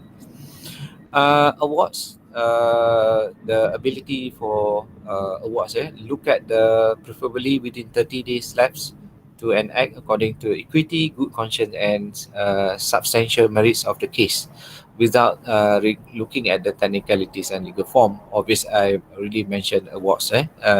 So awards here is more towards the ability to give awards based on equity rather than technicalities. Yeah. So if there is a dispute between the trade union about certain matters, so they are not happy with each other, they wanted to go and onto strike and lockdown, right? The duty is not to be able to look at technicalities, look at the equity. So your decision is going to be more or less general. Your meaning, when I say your, meaning the court's decision is going to be general. So decision is final and conclusive, shall not be challenged, appealed against, and reviewed, quashed, or called in question. Any questions of court. Okay, so that is when it comes to industrial dispute. Why it is like that? Because you don't want to forgo the authority of the industrial court to if, say for example, you still want to bring it in terms of the review, that you can actually go to the normal courts, right? But when it comes to industrial dispute, it is conclusive. Yeah? It is final. Obviously, limitation I see is not the court of law. If there is any question of law, and it should be referred to High Court, which will hear and determine the question. Okay, so this obviously they can issue awards. Right? Awards is from the industrial court, not the court. Powers to summon, join, substitute, or strike any parties here, and take evidence on oath or affirmation. That is the power that is given to the industrial court. Powers and sorry, powers and jurisdiction of industrial court of Malaysia. Court's decision. Courts has acknowledged that in their creation of the statute, it is a court of arbitration, and you know, court of arbitration where they becomes the mediator of that thing. It's not, in a way, more or less like the normal courts, but the court's decision is arbitrative in nature. What do we mean by arbitrative? Trying to find a amicable solution, not to punish any parties. So, I mean, uh, the normal courts is to make sure that one person win over the other. Now, their duty is to be in a position of arbitration where they are to apply what we call social justice. Yeah, as compared to kalau normal courts, they go along the line of technicalities. They don't care about what is the outcome of the decision. Okay, kalau say for example contract, right? If the contract is null and void, it's null and void. That's it. So they go on the decision of the merit of the case. But here, the industrial court is more towards the looking at the arbitrative nature of the post that they are holding. It's a social justice punya position. Uh, Lasenco Pro Consortium Rahat, it is not a court of equity and essentially a court of arbitration. Equity here is to is another way of looking at equity, is trying to find a middle way. Both are the same, nampak macam sama, equity and arbitration, right? So but both equity is about principles that being applied. However, this arbitration is not solely applying the principle of maxim that you learn. Yeah, I think you learn equity and trust, right? So equity and trust is more towards maxim that they apply. It is not about the application of maxim per se. It is a combination of both court, from the normal court and the arbitration punya position. So it is too relaxed. Yeah, equity is too relaxed. If the normal court is too stringent, this is the middle path where arbitration is to be the mode of the industrial court. Industrial court is to be based on equity. Obviously, as I said, it doesn't mean that they are not following equity, but it is a combination of both. Yeah. So equity, good conscience, and substantial merit of the case without regards to technicalities and legal form. Technicalities, legal form is more towards the normal courts that we have in our system. It is an instrument for dispensation of social justice according to equity and good conscience. Now, social justice and legal justice are two different concepts of, although they are common objective in their nature, but they have outcome. Yeah, legal justice is more towards technicalities. Yeah, you win, you win. You lose, you lose. I mean, it depends on how your judge, how your lawyer works for you. So if you have a good case, a good facts, but your lawyer is unable to bring, to bring that facts to convince the court, then it's too bad. But here, the rule of the arbitration or industrial court is more towards the ability to find a social justice perspective. It is more relaxed. So from the decision that you have gone through, from looking at all the cases that we have gone through earlier on, then you should be able to realize that it is not about technicalities per se. It is more towards the outcome of the decision towards social justice. It is to free workmen from contracts and obligation that is considered as unfair and inequitable. That is the concept of justice that it has to be achieved. Appeal to High Court, you can look at section 33A, where Director General Labour have the right and what do you call it? Here is the High Court. This is another Labour Court. So Director General of Labour have powers to of the following: hear and decide dispute between employer and employee. This is not industrial court. This is the Labour Court.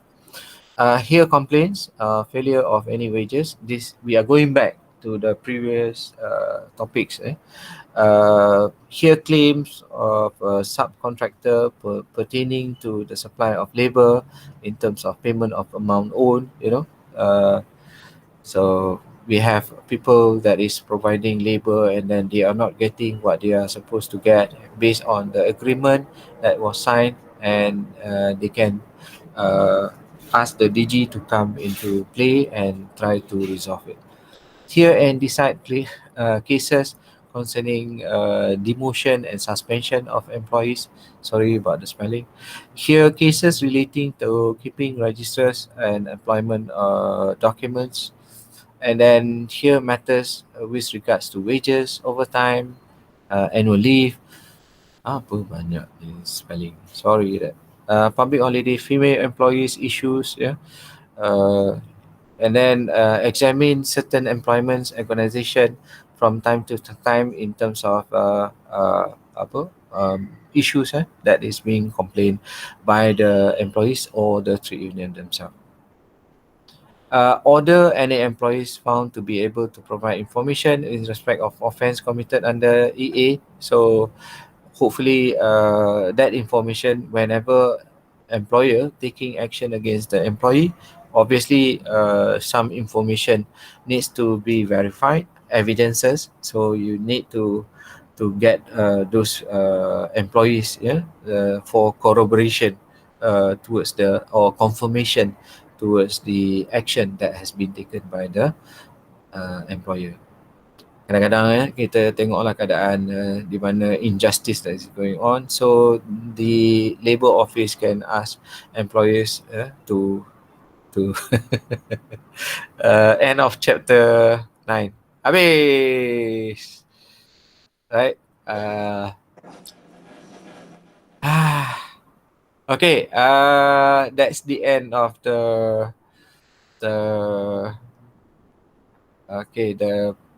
slides lah, yeah. But things have not yet end for you. So the questions is in respect of the coming exam, so you can anticipate reflection coming from Employment Act satu soalan, and from the Industrial Relations satu soalan. So that is that is wow, that is big, right? So half obviously industrial relation divided into two. One is Employment Act, the other one is Industrial Relation, right? So the Industrial Relation Act, so that is not some indication about what is coming up. Maybe you have to concentrate on the area of tests, for Employment Act, for the test that is being applied by the labour courts ataupun the industrial courts, yeah. So whenever that you have a problem with the workers, employees, right, bukan workman is what they call it, the lower staff under the jurisdiction of the what they call it, Employment Act. So concentrate on that. Okay, what test that you have learned so far?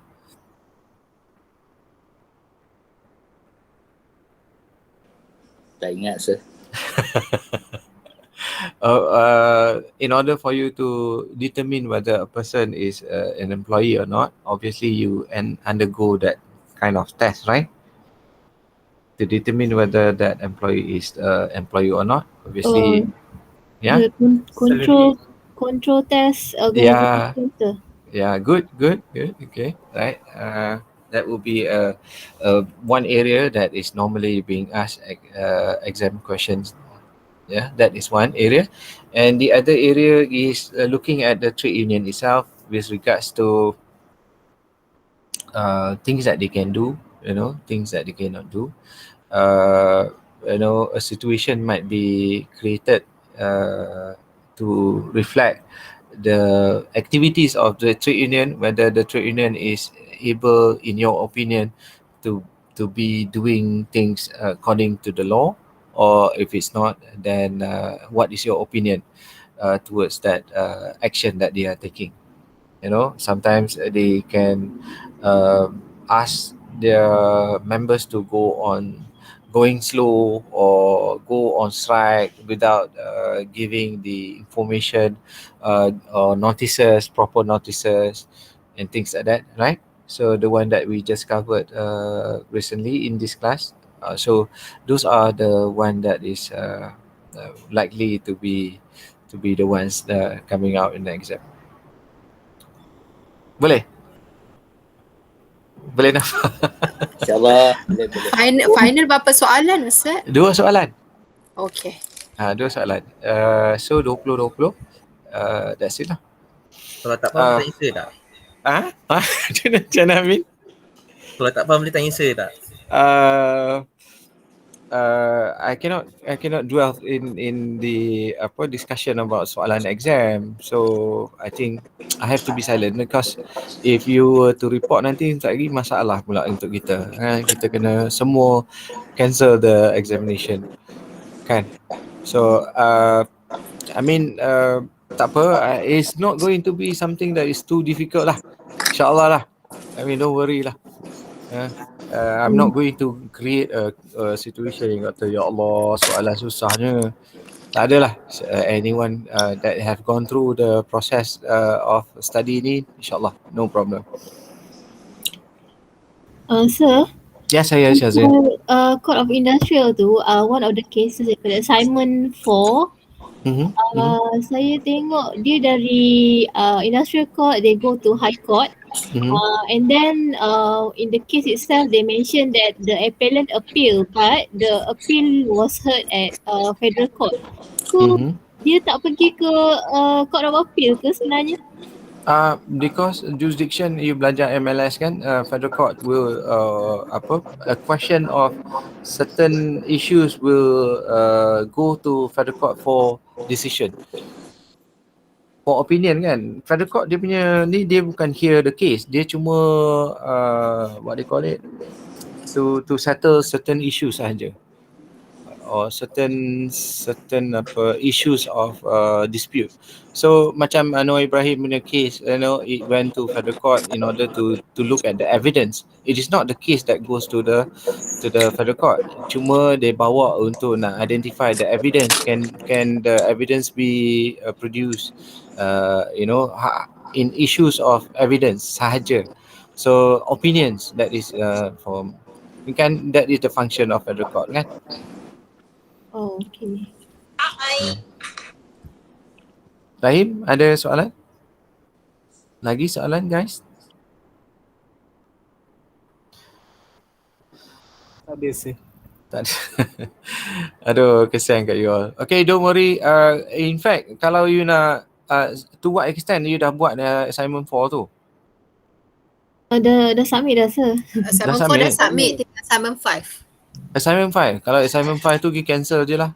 Assignment 5 dah submit, sir. Dah submit? Kalau dah submit, okay lah. Siapa yang tak submit ni? Belum sir. Kita orang Belum. belum sir. Kita belum. Okay. Satu group lah. Ya, Syazrin ni submit, bagi kat dia extra point. Thank you extra point. Yang Thank you. belum Kalau submit cancel je lah sir. extra point boleh tak sir? Macam mana Jana? Asri? Kalau assignment Cancel 5 tu je kita lah, buat sir. kesan extra punya tu boleh ke? Sekali lagi Amin, sorry. Sorry, maksud saya kalau assignment 5 tu kita buat sebagai extra assignment tu top up kita punya marks boleh ke? Untuk final. Yang assignment 5 tu. So I macam ni lah, kalau you submit, obviously marks is to be given, right? Obviously, right? So memang maksud dia macam mana? I tak faham Amin. Maksud dia kalau submit ada extra mark, kalau tak submit tak ada deduction of mark tu je lah. Oh, yes. In a way, because macam mana? You all, I mean dah siap dah Untuk assignment 4 dah, 5-nya on the way. on the way. Tak apa, kita cancel je sir. Macam mana? Sekali lagi. Siapa tu? Kita cancel je assignment 5 Itulah, ada yang dah submit. So kalau kita cancel, I can cancel, tak ada masalah. Cumanya macam Sazrin, Noshirin semua dah on the way kan. So kalau you nak forfeit, then it's okay. Tak ada masalah. Siapa yang submit, dia akan di based on the submission. Siapa yang tak submit, it is based on the previous 4 assignment lah. Macam mana? You agree or not? So yang previous 4 tu is equivalent to 60% lah sir kan? Oh, okay lah sir. Okay. I don't know how to contribute to your to lessen your problem that you are facing right now, right? So macam mana nak contribute? I know Shazrin is not happy because dia dah submit dah. Don't worry. I will compensate you in a way that in any way possible. Yeah. So boleh tak? Bagilah extra point kat dia. Yeah. We will. I'll definitely take into consideration because I cannot reprimand them for not submitting, but I will definitely give you some advantage lah that you have already submitted. Boleh kita kira macam tu. So it's a win-win situation. Those yang tak submit, you don't have to worry about it, and then you don't have to worry about penalizing you. Betul tak? Because you now have a free time not to comply with the assignment number 5. However, macam group yang dah submit, then I have to compensate them because the effort that they took in order for them to submit. So doesn't mean the compensation is going to punish those people yang tak submit. Not in the way that macam selalu lah kan, kalau selalu ada yang submit, ada yang tak submit. Yang tak submit tu kita tak bagi markah, yang submit tu kita bagi markah kan. So it's not in that manner. So you will still have your own evaluation that is based on 4 assignment. Those yang bagi 5 assignment, it is based on 5 assignment. So 2 route, 2 cabang yang berbeza. Boleh tak? I think that is the only contribution. You rasa macam aduh, pening kepala. Boleh lah sir. Boleh lah. Boleh Macam mana pun. Anyway dah submit dah. Alhamdulillah. So questions dah, kita dah concentrate for the exam. And then I was surprised when somebody SMS me or WhatsApp me just now that you don't have a copy of this slide. So that is funny. For all this while ada sekarang. Future, You future ada kan? Ada. Kita semua ada sir. Daripada I was wondering because somebody message me and say that dalam you future tak ada, dalam group kita pun tak ada. Ya Allah, selama ni you all tak tanya pun. Tak tahulah siapa that person, tapi tak apalah, benefit of the doubt lah, kita bagi je. Pelik tu, orang lain pun download je tu. Itu yang saya dia PM saya and asking for to share the slide. Kita tak apalah, tak ada masalah. I thought I have already shared with the group slide kan. Apalah. Ya sir, ada. Tak apalah, bagi je lah. Tak apalah, bagi je lah. Ilmu pun bukan ilmu kita, ilmu Allah kan. Betul, So betul. guys, So recording ni nanti saya tolong share. yes, you keep on. Kejar I lepas benda ni I lupa sebab dia duduk dalam email kan, ada beratus-ratus email duk masuk, nyampah. Okay, so you kejar I akan cari and then I download and then I share with you. Thank you sir. Thank you so much. Okay guys, anything else that you want? I don't want to hold you back. Apis? Tak ada dah. Tak ada dah. Doakan yang terbaik. InsyaAllah, don't worry. You are able to do it. I mean, kalau dalam masalah sekali apa pun, kita make sure jangan mengalah. You are already there dalam setengah study. Whatever happens to you, whatever that is going to happen, yang Allah akan test you while doing this, as I already mentioned earlier on the first class. Jangan putus harapan. Always akan jadi masalah. Allah akan cuba and test you, and you have to be strong. Once you are strong, you should be able to make it, insyaAllah. Don't worry. Okay guys, in life. Okay, thank you sir. Okay, thank you sir. InsyaAllah. InsyaAllah So bila ni kita jumpa tu, nanti tegur lah saya. Kita tak pernah jumpa kan. Nampak gambar dalam ni semua nampak gambar. Ada yang tak ada gambar langsung, kita pun tak kenal. So nanti bila tu dah successful in life, always lah ingat saya, kalau say hi, So my last thing that I wanted to ask you guys to do is to bring justice to society. So many injustice that is going on. Hopefully you guys are my hulu balang, my warriors that is able to to change the society. Let's kejap saya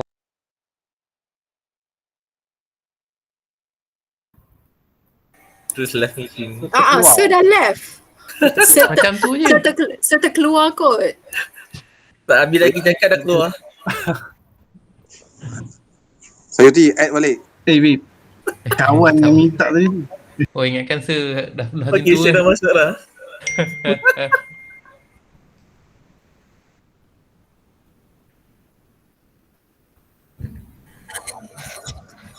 Rasa semi mikrofon tu tutup tu kot. Sir?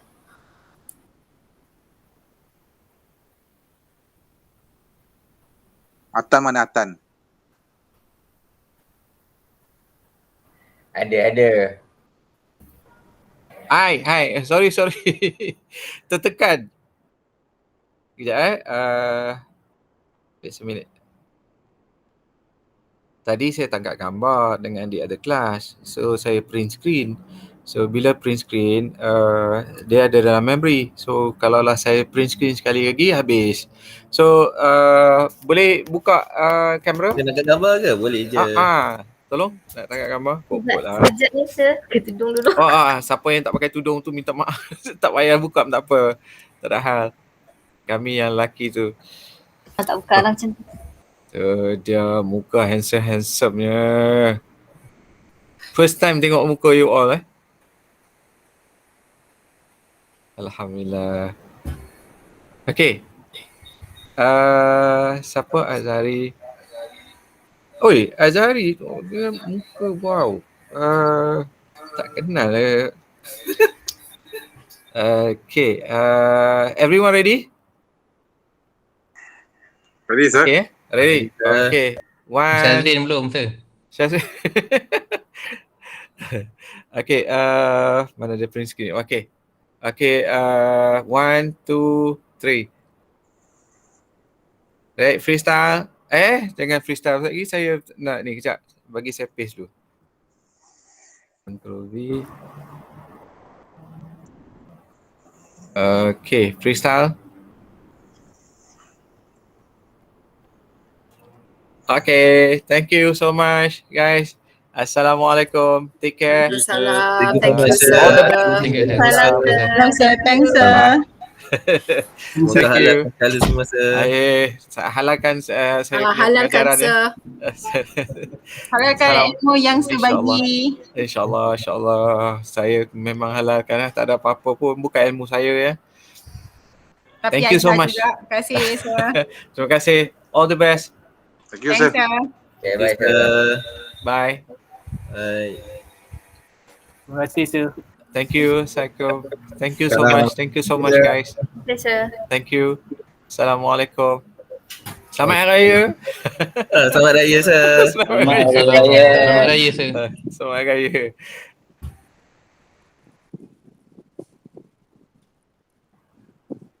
Alhamdulillah. Rahim, apa tu motor tu apa dia? Oi. Motor cantik Hai Rahim.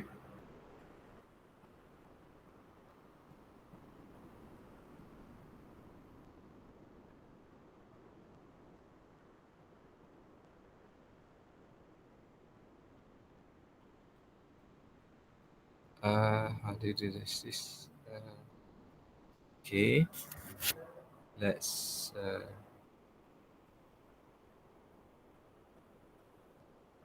oh.